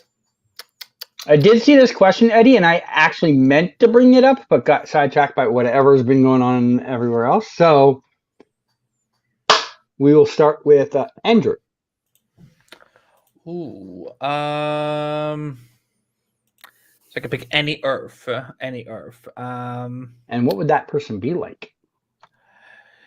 I probably would want to see Andy from Earth 3. Because that would actually be my evil counterpart. So because Earth 3 in the comics is the evil universe of DC. So I would have I would have probably wanted to have met my Earth 3 counterpart and see how I defeat him. Okay. Mr. Chinstrap reacts. Get it right. Chester reacts. Get it right. Sorry, Chester. I forgot. You haven't even given us a what up, party people, all night. What up, party people? All right. So what up, party people? I don't have the fucking. Hey Siri, show me low effort. I really don't have the fucking energy for this. I don't know what Earth it would be. I would love to meet the version of myself from whatever Earth it is that did not create Chainsaw Reacts. I'd like to see where his life would be at right now. That's interesting. Because I created this channel in 2014, and I'm checking out. I'm done. I want to meet him. I think I know how that would work.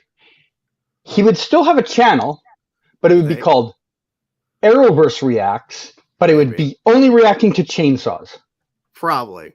No, I'm pretty sure he'd probably be less stressed out about covering and doing content. Yeah. Because I literally was quitting YouTube in 2014 from my old channel. I'm like, you know what? I like reaction. I'll just do this as like kind of a thing. No. Like, I know I've said it to you before, and I've said it to so many other, especially in the reaction community.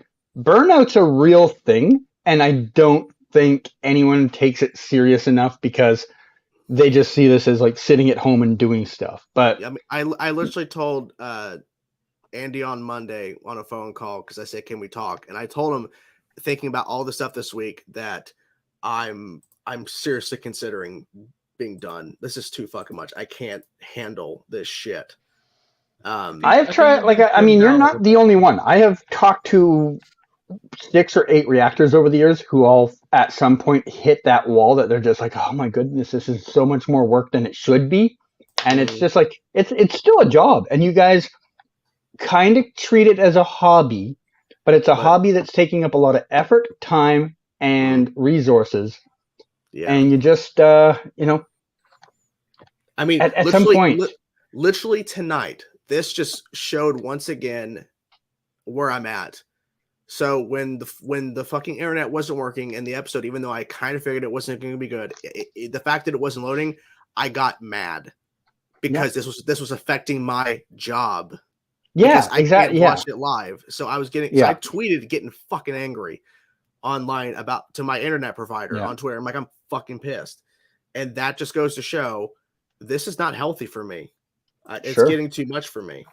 It turned from a fun thing to do to real work, and it's now mentally straining because you see it as a job. You have to perform at a certain level.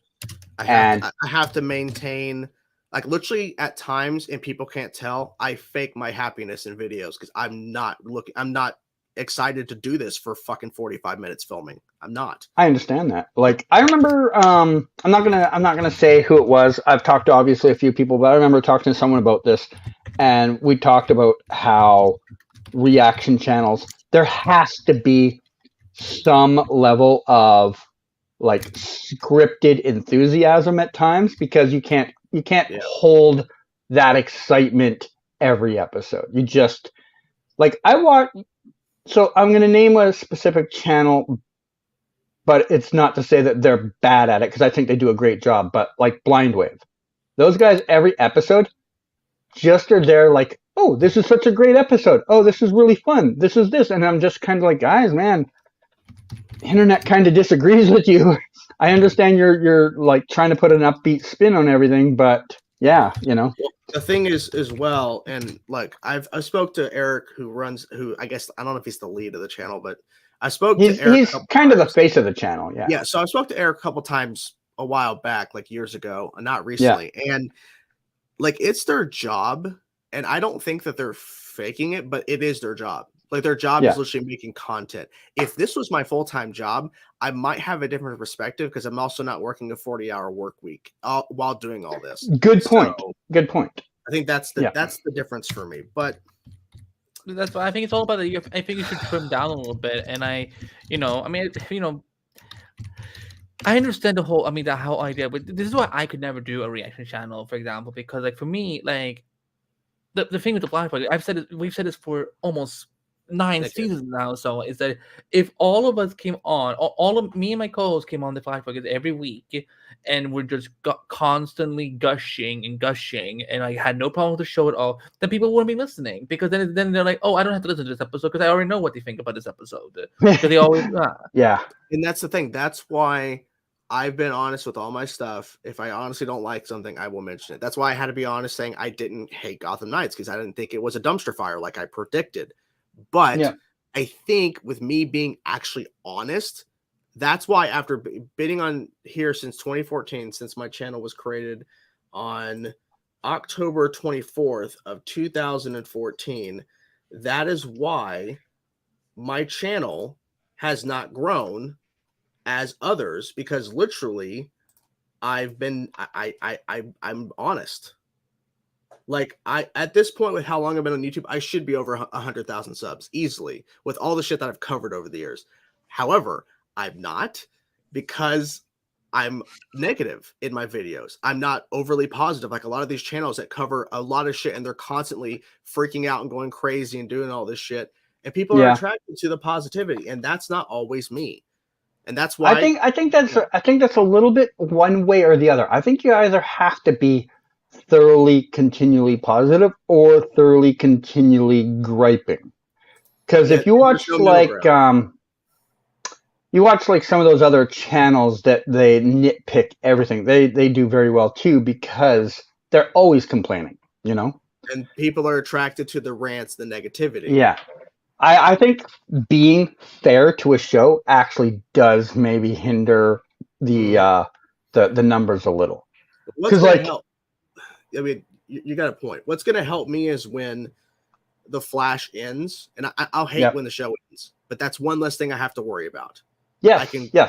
So when the Superman and Lois, it's not going to get a season 4. When that show's done, we'll have to Superman and Lois is going to go on for 12 more years. I don't know where you're getting this. But when they're going to be doing 3 seasons of Chrissy and Kyle's will they won't they relationship. I will not react to that. Kissy. But Kissy. Their name is Kissy, by the way. But I won't have to worry about it anymore. And I mean, right now, what's working on my channel like really works well is a Metallica reaction. But you've been doing that for a long time, so you've got that Metallica fan base like locked in. Ben 10 does very well each week. That helps. And me uploading shorts of these like AI stupid gaming. Have you seen those videos I've uploaded, Canada? I don't. I never check shorts out unless I know of something specifically. I literally have been doing AI voices of the Arrowverse characters, like fucking around with. Oh my god, it's amazing. It is. I love it so much. I made one today, literally. Of them going. I'm looking at the list of them. I'm not probably going to watch them because I still hate the idea of shorts. But yeah, they're blowing up all. Do you have your channel monetized for shorts? Yeah, I'm not. I mean, okay. Look, if I was getting TikTok, like I'm earning money on TikTok now, and they're blowing up on TikTok. If I was doing TikTok numbers on those shorts, I'll be back in like 1 second. Okay, but yeah, I mean. Those are the endless multiverse. Yeah, listen. I mean, the AI gaming, that's fun shit to do. Oh, that gave me an idea that I will tell you off air. You know what's funny? So I'm funny. Well, yes, on TikTok, the Avengers, besides the first one blowing over 700,000 views, the Avengers AI gaming by themselves, like if they're the prime characters going back and forth, and I do some crossover with Arrowverse, they don't do as well as Arrowverse. I would think the opposite, because Avengers is more well loved by people. You would think Arrowverse, but Arrowverse are like, they get so much more attention if literally, because if it starts off with an Avengers character, like the start of it, it doesn't do well. But if it's like Barry or you know, Oliver, it gets so much more traction. I don't know what it is. It's kind of crazy. But I'll take it, whatever it is. But it's fun to do. It's fun to fuck around. I think you should do more. I brought AI. Cisco in. I got Cisco in. You should do more AIs with Supergirl. She's in it. She's pretty much in it. You should do more. Yeah, Supergirl's Goodness gracious, you guys missed that off screen. I went to go back, sit in my chair, and fell. Oh shit! I'm just gonna be laughing. I'm sorry. Yeah, Supergirl's appeared. What happened? Why did you fall back? It's a rolling chair, so I sat like too close to the edge.